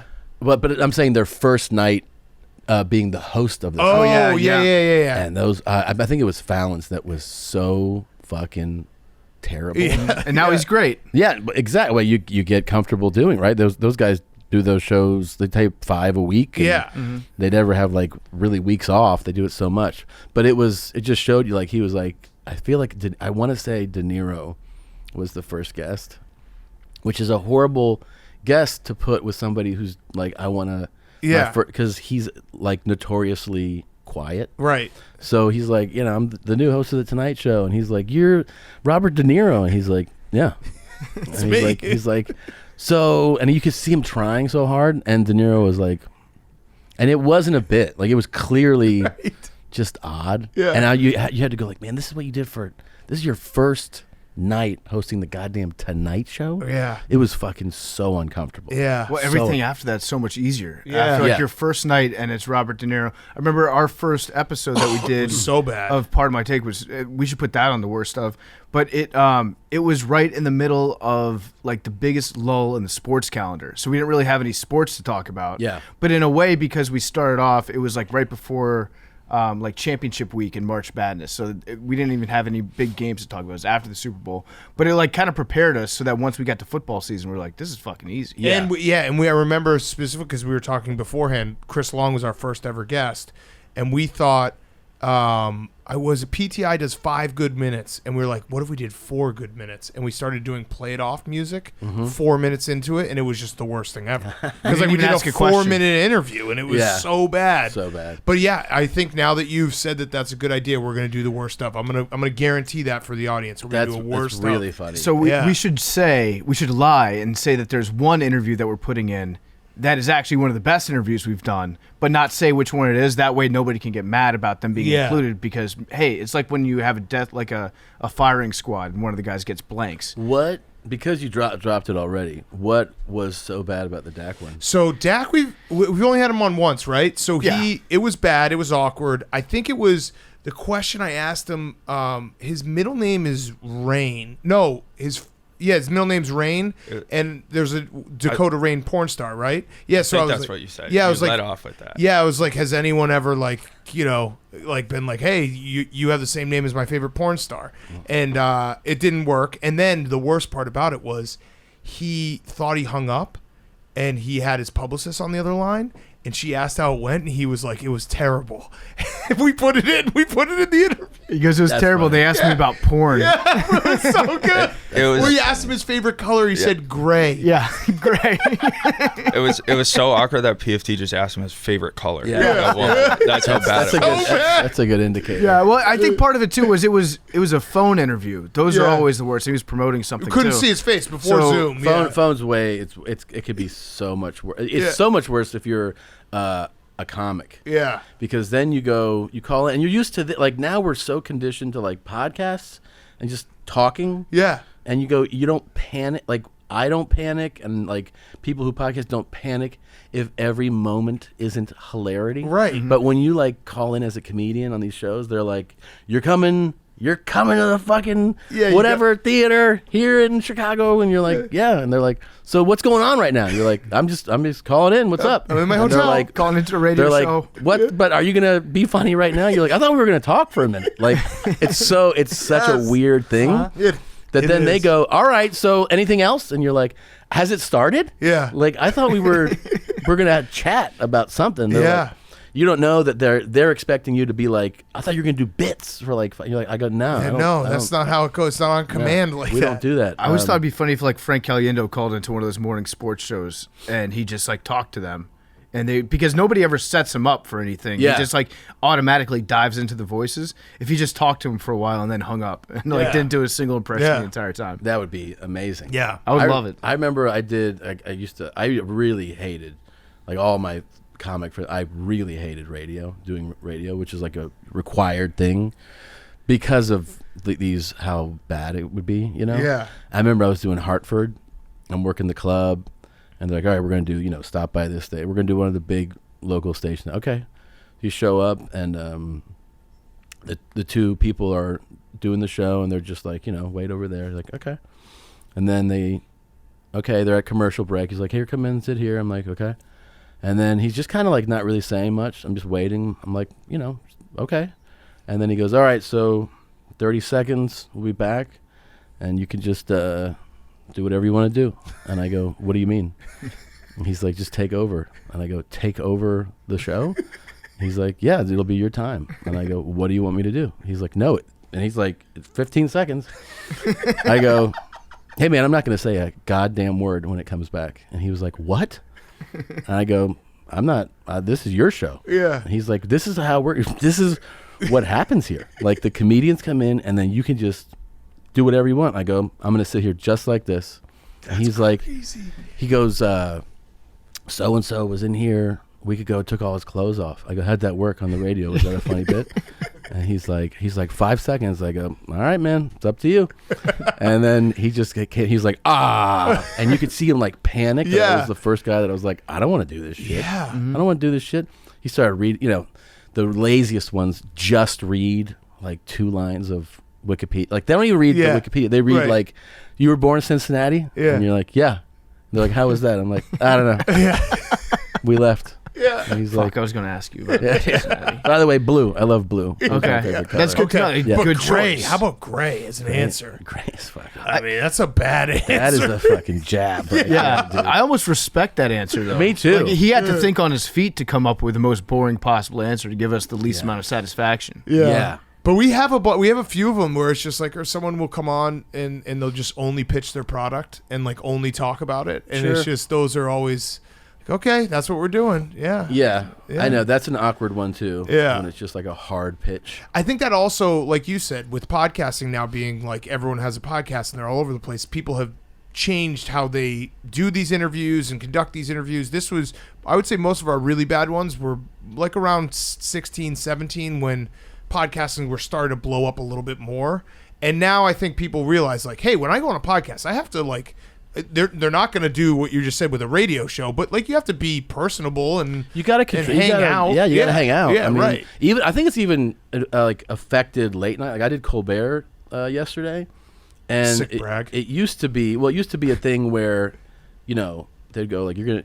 It's 5. It's like a skill set to be able to like try to be entertaining in 5 minutes. Right. With like, and we talked. I mean, it's gonna be cut way down, but we talked for like. We did 22 minutes out there. See, that's perfect. Which now, like, I don't know how they'll cut it. It's up to how they cut it. But at least you really get into like a groove. A conversation. Yeah. Yeah. No, we've had a couple like big time interview names come through that were like, we can get you him for 15 minutes, and we're like, Dude, nope. Do you know what Colbert?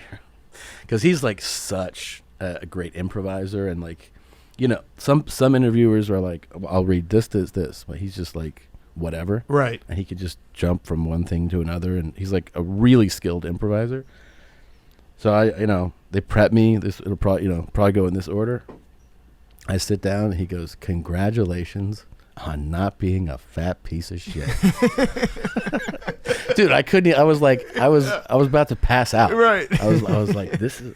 I go, that was not prepared for that. But it changed like the whole tone. Right. Yeah. Of the interview. Loosen the whole thing up. Yeah. Do you have to have like a document ready to go, or like you fill out a note card before you go on with late night hosts, being like, "Hey, here's 2 anecdotes." If they No. can Oh tee yeah, me I up think for it. Letterman used to do that. Letterman right? used to do because Yeah.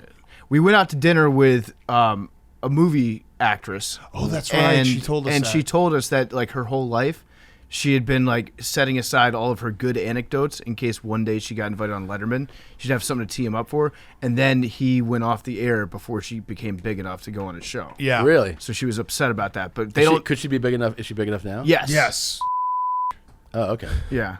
I don't think that's a normal story. Yeah. Yeah. I mean, we'll bleep it. No, you don't. So the way it's worked, like the ones that I've done, have always been a producer calls you for, they call it the pre-interview, and you just talk. And sometimes they have like they go, I saw that you did this like on your Instagram, or like, you know, I read about this, and they Right. and then sometimes it just conversation literally goes like this, where you sit Mm-hmm. around and talk, and then things will like hit with that person. They'll laugh at, they'll be like, and then they'll talk to the host. It was like that on Conan, like that on Colbert. Like a pre-interview. Then they'll talk about everything to that host, right? And then the host goes, I like these, and then that producer will come back and be like, he liked these. Gotcha. Got it. Our first time that we went on SVP, we went on the Scott Van Pelt show. Yeah. And our last time. And our last time. You guys do that a lot. yeah, that's kind of our thing. Yeah, we leave you wanting more a little bit. So we got sat down at his desk, and I thought that we were just talking to Scott Van Pelt, and he was like bringing up all these clips and showing us like, okay, here's Bill Belichick at the Super Bowl parade, and we were just like bullshitting. I thought we were having a conversation, just like guys talking about sports. And then Stanford Steve was like, all right, we're going to go on the air in like 5 seconds. And then Scott starts showing us those same clips, but he had already like warmed us up talking about the subjects without telling us that's what he was doing. I was like, television's easy, but no, it turns out Scott Van Pelt just like kind of knows what he's doing. He knows what he's doing. Yeah, That's a real yeah. pro. I do that. I do that with some like interviews when we have someone over Zoom that like we have no rapport with. I'll try to listen to a couple of different shows they've done, and I'll just have them retell a story like that they've already told, just to lose like, because then they get comfortable. Yeah. It's like I could tell you not like this story because you told it on like every podcast. Yeah. And like those always seem to work. Yeah, you're like, that's you guys do, because almost the whole thing, all those things, late night podcasts, everything, you realize after you do them well, you're like, oh, if I'm the host, this is my show, it's kind of on me to make a guest Feel comfortable. Yeah, for right, sure. But you have to learn that. Right. You don't No, know definitely. that, That's you know? part of the bad interviews that we did was totally on us. Like Yeah. asking Dak Prescott about his favorite porn star. Sometimes you realize too that like, I know when people come in for us, you go, it might go a long way to like have like 2-minute chat outside of the show. Yeah, before. Like, you know, calm them down or like make them feel welcome or Right. something, and then Right. Yeah. kind of changes the Yeah. as opposed to like sit here. Yeah, No, sit like, down. All right, ready, 3, 2, 1, And go. go. It goes back to the radio thing you were talking about, where like podcast, just in general, radio hosts, and we know a couple good ones that we were like pretty close. There are with. some great ones. There's It's some, not that- yeah. there's some great radio hosts, but by and large, there are a lot of miserable people in radio because you're basically asking them like, hey, do a podcast, but it's live. There are words you can't say, and you have to wake up at like 4 a.m. to do it, and you have a boss. And the bosses are like, we're studying data Yep. that says that this topic is not popular. And Yeah. it's really weird information they get told. And like, also, you know, if you can, like Colgate. I Right. don't know if you could drop that. Yeah. Yeah. That'd be great. And the other weird part about being in a radio station is everyone usually, or not everyone, but most people behind the scenes want to be on the mic. Sure. So it's like a very like on edge kind of feel to it a lot Yeah. of times. Yeah, yeah, Whereas yeah. our guys, they don't. I mean, memes doesn't want to do anything right now. Like he just wants to tweet memes out. he just want- he'd look at rather him. be in He's just Photoshop. he wants to tweet some memes out on Twitter. He doesn't want to talk on the mic. He's happy. I got to ask you a hard question that actually, speaking of bad interviews, ended one of our interviews once. Did you read your book? Did I read it? Yeah. I did the audiobook. Okay, so you read I it. narrated that. I once we had Lenny Dykstra on, and I asked him if he read his book, and he hung up on us. He's like, "What do you mean I wrote it?" And I was like, yeah, but did you read it? Yeah, that's right. And he was like, because I don't think he read it. I think he thinks you were fucking with him in a way. I was asking if he read it. I don't think he wrote it either. I also think the jury's out on whether or not Lenny actually wrote the book. Yeah, right, exactly. So I was like, Yeah. did you read it? And he was just like, what kind of question is that? I wrote it. I was like, but Did you read it? Yeah. Now, if there wasn't such thing as an audiobook, You would not have read it. I mean, I would have read it in because you would get sent back Segments, yeah. right? But I buy the book and open it. I don't think I would have done that. Yeah, because that's like, I mean, it's hard. I mean, I would imagine you have to at some point watch your stand-up back, but So like you don't. uncomfortable. Yeah, right. You don't like doing that. I would That's assume. horrible. Yeah, It's horrible. yeah. I mean, I don't listen back to any, like, whenever we do something, I'll watch like snippets of our videos that Sure. I think are funny, but like I will never sit down and watch like The only everything. time I'll go back is like if something really made me laugh really hard. Yeah. Sometimes what I'll do is I'll go back and watch that because I think watching it maybe it can get that laugh out of me again. I just want to feel that feeling of like I laughed my ass off at that moment. Yep. Or if I, either missed something, I go, did that happen? Like that kind of thing. But to just be like, I'm going to enjoy myself today. Yeah, we have one clip where we were in Indianapolis for the 500 and we were running a mile while drinking a gallon of milk, and then it ended up all of us hitting each other in the nuts and we all started puking at the same time. I watch that clip all the time. Well, yeah. Yeah, like that one I'll watch forever. And it feels good. I want that playing at my It's, funeral. it's not just because it's us and we're like, oh, I'm proud of that moment. Yeah. It's because like I would watch literally any group of guys puking and hitting each other in the nuts constantly. Right. Yeah. That's why Jackass is the greatest film Ever. franchise So of all funny. time. Ever. So Literally funny. all time. I I think it's just watched. You did Forever? Forever. We went to the movie theater together. I Like, just watched it. took a picture with us, all This one of our week. snacks. Yeah. Like, so funny. Those guys. And I don't know. I'm actually happy that they brought in new people because I think it can last for a while. Like, I think they can do it again. The new people were fantastic. They were. They were really great. They still need Johnny to be the ringleader, but I heard that fucking the bull. that has really Oh, jeez. really had a lasting effect. Yikes. like on his back, on his brain. Yeah. Fuck. Yeah, concussions are scary. And he's They got are a scary. lot of them. And it's And scarier when you're like 50. And they're Yeah. also in Jackass world.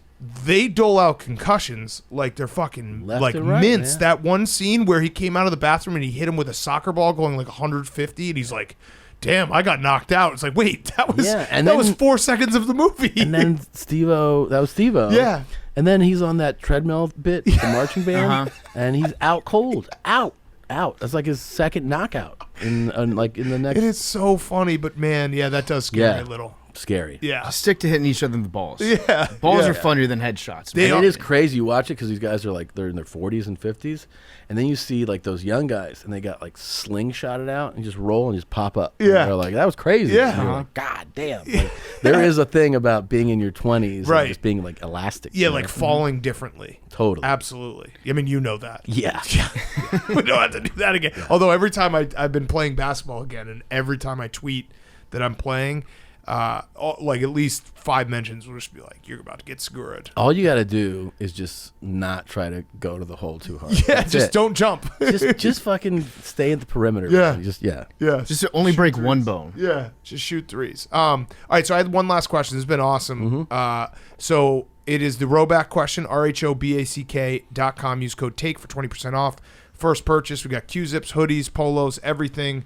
We have something for you, hopefully in your size, because I looked through it and there was only mediums, and I was like, what the fuck? I'm kind of like medium large. Are you medium? No. I was like, No. good for you, dude. No. I went from XL to double XL. But not a last fat piece month. of shit. That felt good, dude. Yeah, that's Yeah, you're gonna be chasing that Yeah. high for a long time. Yeah. That felt really good. And I was like, he's like, I mean, I saw your old stuff. I was Yeah. like, wow. yeah, good. That's He's like, you look healthy. I was like, great. hell man. yes. So go buy Tom's book. It's called "I'd Like to Play Alone, Please." Out now. My last question was, what was your favorite chapter to write? I did love writing. My dad died right after I turned this in, so writing the chapter about him and going back to it, that was like Emotional, yeah. emotional, but also like I think it was a great way to like talking about his social awkwardness, the way he would bring up combat, like Vietnam, Yeah. at like family dinners and stuff, and his obsession with his flatulence and taking shits, like summarizing like things that like made me you know, I think about him and like makes me laugh. Right. Were those things. And then I think the story I wrote called West, which is about like, it starts off trying to be, I guess, a chapter about spending a lot of time in Vero Beach, which has like the largest income gap disparity in the nation, meaning like there's super wealthy people concentrated in one area, and then what it's like when you go out west. And one of the times that I did that is the time I was with my younger sister. We're going to a friend's house, and on the way she points out that she saw something on the road in a field, and then I didn't want to turn around because it's one-way streets. You know, I was like, no. She's like, I swear it. We go around, and we see a motorcycle in this field. And I'm like, oh, shit, because the headlight is on, and it's laying on its side. And we start walking around, and about, 20, 30 feet away is a body. So holy shit. That story, like telling that story, and like the whole thing that happened was like, it was fun because I remember, it was one of those things where I remember sending in a draft, and like I wanted it to work, but it wasn't working yet as a story. And I got really good notes, which is something like you kind of really learn to appreciate. And by working on it, it became a chapter that I liked the most, I think. Wow. How quickly were you, like, when did the crash happen? So Did you figure it out? Like, did you piece it together? It must have been pretty recent. Damn. And when I went up to the guy, I see him laying on the side. My sister's like freaking out. She won't. Yeah. I get close, and I'm super nervous. I've never been around, so I go like, "Sir," like I'm saying, I don't know what to do. you know? Right. And I like inch close with like my finger out, my index finger, and I end up just touching him on the shoulder. And when I touch him, I'm like, "Sir," he goes like groans. And I'm like, holy shit. And all I remember, like at the time, I'd probably say the same thing right now, which is don't move. Right. 'Cause you always hear like, don't move yeah. somebody yeah. in an accident. I'm like, don't move. And he like starts moving. And I'm like, sir, stop. You were in an accident. And then he pushes himself up. He's laying down. He pushes himself up. And when he sits up, the top of his head just flaps open, right? Like fully flaps open, and I'm like, and then I had already called 911. I'd run back before once I saw him, I called 911, and then police come, ambulance, and they land a helicopter in there. Holy fuck! And they take him out that way. And was he dead when the helicopter landed? No. Did he survive? He survived, yeah. Whoa. He survived, and then months later. When you say you found a body, yeah, that's a real plot twist. Yeah. Like it turns out he was alive the entire life. What if he was one of those guys that didn't laugh at one of your funniest jokes? I wish he was dead. I wish he was dead. Like, I should never have called 911. They tried to get me to testify at a trial because they were trying to charge him with like DUIs and like a destruction of property and all this stuff. Yeah, this is like months later. And you were like, fuck that. I threw it in the trash. Yeah. Yeah. Good for you. Damn. Yeah. You saved his life. Yeah. I think my sister did. I reluctantly you poked participated. him. You were the one that reluctant hero. Yeah, did, you poked him. Don't move. All right, well, Tom, thank you very, very much. Everyone go buy the book. I mean, that story. We'll sell the book story. right there. Yeah, that's holy fuck. I can't wait to read that chapter. Thank you guys. Yeah, appreciate it. Yeah. Tom Segura is brought to you by Upstart. Upstart-powered personal loans can help you pay down high-interest debt, all online with simple and easy-to-understand payment terms. Upstart has helped over 1.8 million customers on their path to financial freedom. Whether it's paying off credit cards, consolidating high-interest debt, or funding personal expenses, Upstart can help you get one fixed monthly payment with a clear payoff date. Upstart knows you're more than just your credit score. So rather than looking at your credit score alone, Upstart's model considers other factors like your income, employment, and other information provided in your loan application to find you a smarter rate for your loan. You can check your rate in minutes for loans between $1,000 to $50,000 without impacting your credit score. You can even receive funds as fast as one business day after accepting your loan. Don't wait and check your rate today at upstart.com/PMT. That's upstart.com/PMT to check your rate today. Don't forget to use our URL to let them know that we sent you. Upstart.com/PMT. Loan amounts will be determined based on your credit, income, and certain other information provided in your loan application at upstart.com/PMT. Okay, let's wrap up the show. Let's do a Monday ruling. So we don't like to get serious, but obviously Friday's episode, if you tuned in, you saw I got mad at Billy. We had a discussion afterwards, Hank, PFT, and I, and then looped in Memes, Liam, and Jake, and we spoke to Billy tonight. So let's just lay it all out. So we love Billy. I think Billy is very entertaining. I think Billy adds something to this show. I don't think that there's any, for people who are saying Billy has no talent, I completely disagree. The problem that I see going forward right now is that Billy has taken advantage of this show and people who work really hard on this show on a few different occasions, and it reached a tipping point on Friday or Thursday because he didn't come to work. He was drunk and he didn't come to work. So just didn't show up. And then when we taped at noon, and we said we're going to finish the show after the NBA Finals, 12 hours later, and he showed up to that, I think still drunk or, falling asleep in our face. I sent him a text. I said, really shitty performance by you today. He thumbs-upped it and didn't reply. And I got mad. I talked to PFT and Hank, like I said, and we all agreed that it's best for Billy to be off the show for the next month. So he's going to be off PMT and macrodosing for a month. He's not fired. I never even thought about, people were like, oh, he's going to get fired. I never thought he was going to get fired. But I do think that we're at a point now where there's a weird combination of him kind of being entitled and kind of taking for granted the spot he's sitting in that I know a lot of people wish they were in. So we have to do something to rectify that, and it can't. I told Billy, we all sat with him before this, and I said to him straight up, I was like, at some point, if PFT and I don't do anything, then it's on us, because people will rightfully so say there are no repercussions, so you guys can't keep getting mad, and that's totally fair, and I actually understand that. So this is what we're going to do, and he understood. I don't think I think he totally gets it. He gets that, something's got to change. I think he's embarrassed. He's embarrassed that he's going through this, but to me, it comes down to respect. And I think that he has, he might not even be aware of it, but he has kind of a lack of respect to the listeners. Yeah, and to us. Obviously, like you talked about how it is, like we do work really hard at seeming like dumbasses.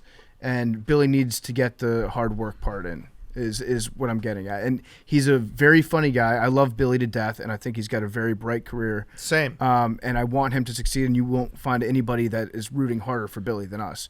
But we also need to understand that, like Biquette said, some of it's on us as parents. And so as his podcast parents, sometimes you have to institute some discipline. And also, I do actually think that it's disrespectful to the listeners. Oh, yeah. If he just doesn't try. Yeah, he doesn't show up. Yeah, and so he needs to show up, and he needs to understand that, being on the show is one part of the job. The other part is working hard at it.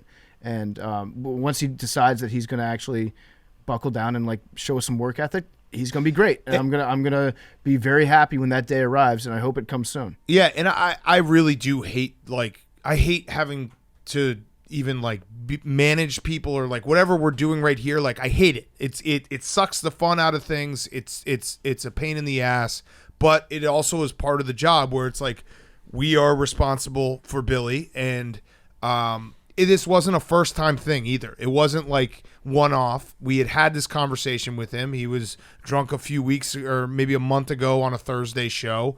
He the St. Patrick's Day debacle. Yeah, we've had the Super Bowl, the LA trip. We've had this conversation with him. So it's not like this was just this is the first time, and you guys are being you're being too hard on him because this is a one-time thing. No, we've had this conversation privately. It reached a point where it was very public because he didn't show up, and it was discussion on this show. So know that we have talked about it with him. There's been a lot of warnings and hey, get it together kind of thing. And so we've reached a tipping point where it's we have to do this. Otherwise, I don't think anything will change. And I do think that there's a feeling, if you're a longtime listener, you probably understand the work that goes into it. Our job is to make this show fun. So you can easily listen to it and be like, these guys are half-assing it, or they're just fucking around, or they're not putting in work. I hate saying it, but we do put in a lot of work, and like, you know, no one wants to hear like, oh, I work really hard, but we do put in a lot of work. We take it very seriously so that when we do show up, we can have fun, and it can seem like it's like effortless at times. And there's also been times where we have been hungover or drunk on the show, but it's always been like as a team. You know, if you go back to like after LSU, like that was all of us together. That was content. There was like one person was saying like, what about when Wisconsin beat Kentucky and you were drunk the next day? It's like, if the Jets had won the Super Bowl and Billy was drunk, that would have been great content. Yeah.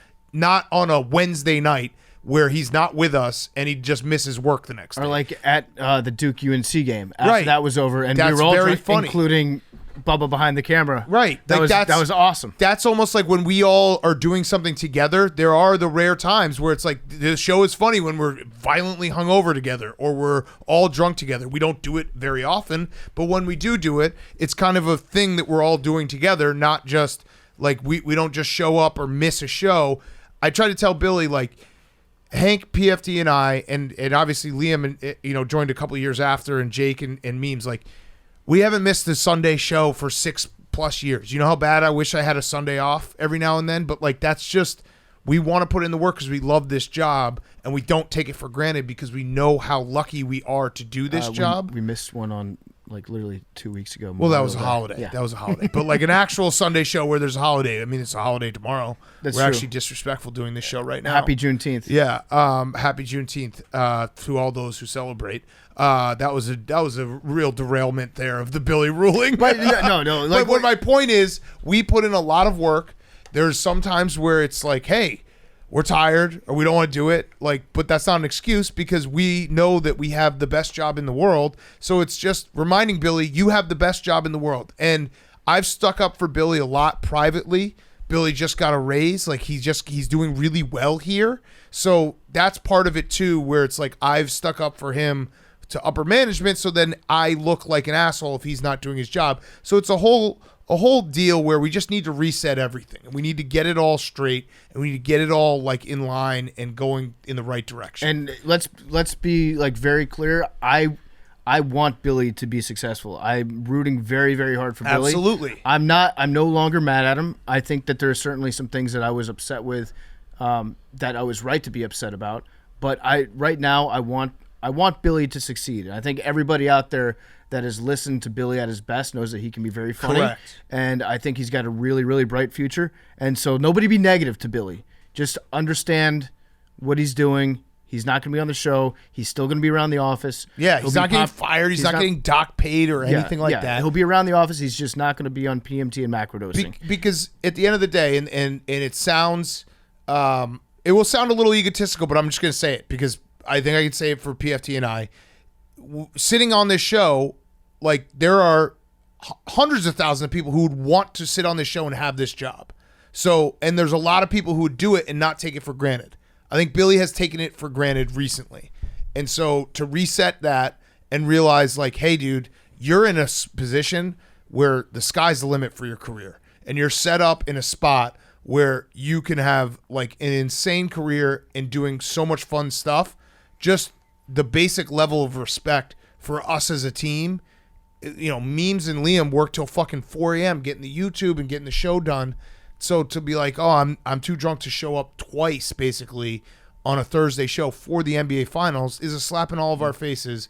And that's where it hurt me, where it's like, dude, we put in a lot of effort for the listeners, for everyone here in this room, and for you to be like, fuck that, I don't care, I'm just going to be drunk.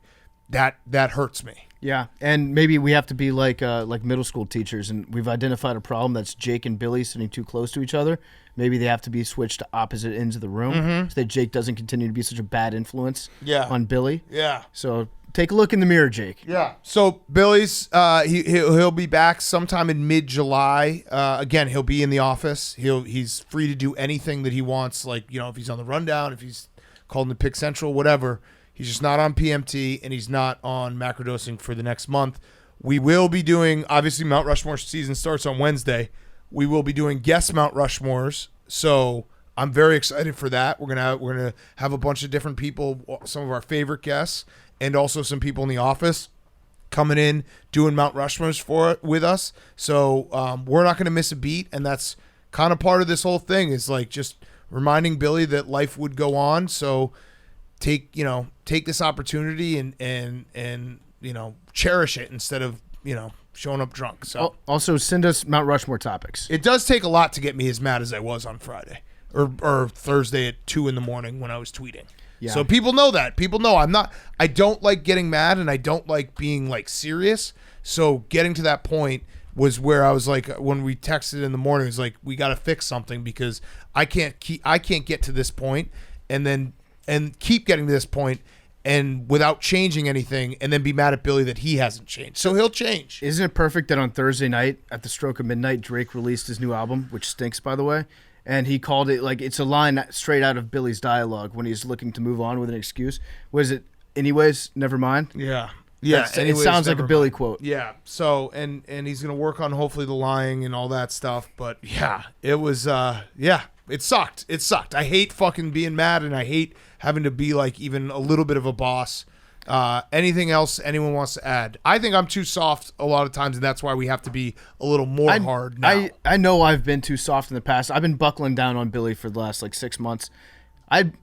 I like the kid. I love him. I love him. Yeah. I hope he's gonna be fine. This should be a good wake up call for him. Yeah. Agreed, everyone? Yeah, I mean, what I said to you guys is like, I think he'll have a great month, and then it'll be the real test will be like what comes 6 months from now. Right, Like because we've had this conversation how much it truly right. processes it into him, and he'll have the instant reaction of fixing, correcting the course, but it's will he be able to stay on the course is what I'll be rooting for and looking You're for. rooting for the course. Yeah. Yeah. There will be some minor corrections that will have to be issued to him, but I'm hoping that they'll be like the normal minor Billy And I really do want Billy to come back and be Billy, and like he's funny when he's just being himself. And I did see some people being like, dude, he's like, his fuck ups are funny. His fuck ups are funny, but not showing up to work and being too drunk to tape after the NBA Finals is not funny. That's just not. That's not good podcasting. That's not like, oh, that's a hilarious thing. Although I'll give him credit, entertaining clients was one of the funniest lies he's come up with. I'm using that now. Anytime I go out for beers now, I'm entertaining clients. He even admitted in the blog, he's like, I've done nothing for work for the last 3 days. I was like, okay. Entertain so some now clients. we got some honest feedback here where you just decided that you're going to party in the middle of the week. But yeah, entertaining clients is an all-time line. And when he comes back, we'll laugh about it. Should we put a Billy jar in the studio? I think we had this conversation the last time he was suspended, which was about exactly a 1 year ago. To the day. He's Billy is more accurate than astrology. Yeah. And so I feel like we put the jar in the studio. If we use his name on the podcast, we have to put $5 in the Billy jar. And then at the end of it, we go out and we buy ice cream sandwiches for everybody. Yeah, deal. So if you say his name next month, The visible jar. the visible jar. I like Look at that. That's corporate Hank. Hank's entertaining some clients right now. Hank, so on Friday morning when Hank, PFT, and I were talking about what was going to happen, Hank had already started filling out his HR form against Billy. And we're like, dude, don't do that. That was a joke. This that was is a from joke. Memes. DM the Pardon My Take Instagram account, Mount Rushmore topics. Yes. We need that's Mount where they Rushmore go. topics. We've got some, but we're always. It turns out that like we'll sit around talking about a Mount Rushmore topic, and then we'll look it up and be like, "Oh yeah, we did that one exactly 4 years ago." Yeah, no, we're having Russillo on Wednesday, and he's going to do Mount Rushmore with us. And we said like, let's do midlife crisis moves because he just bought a boat, which isn't a midlife crisis move, but. We realized we literally did it with him 4 years ago, almost to the date. So we need new Mount Rushmore topics. The crazier, the better.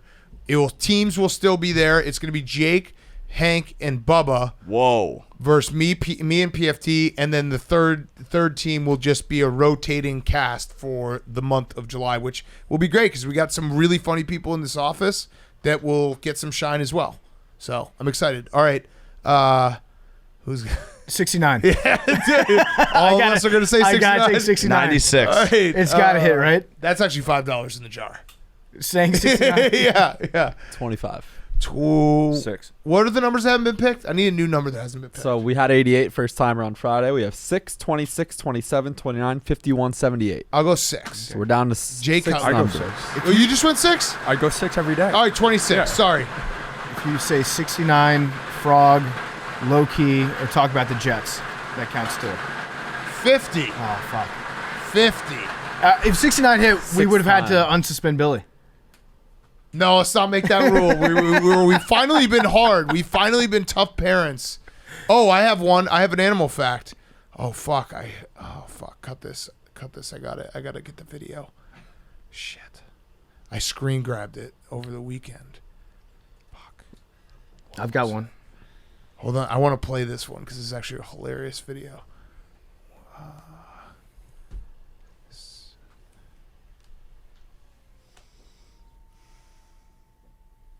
Okay, ready? All right, animal fact. Seal sneezes sound like farts.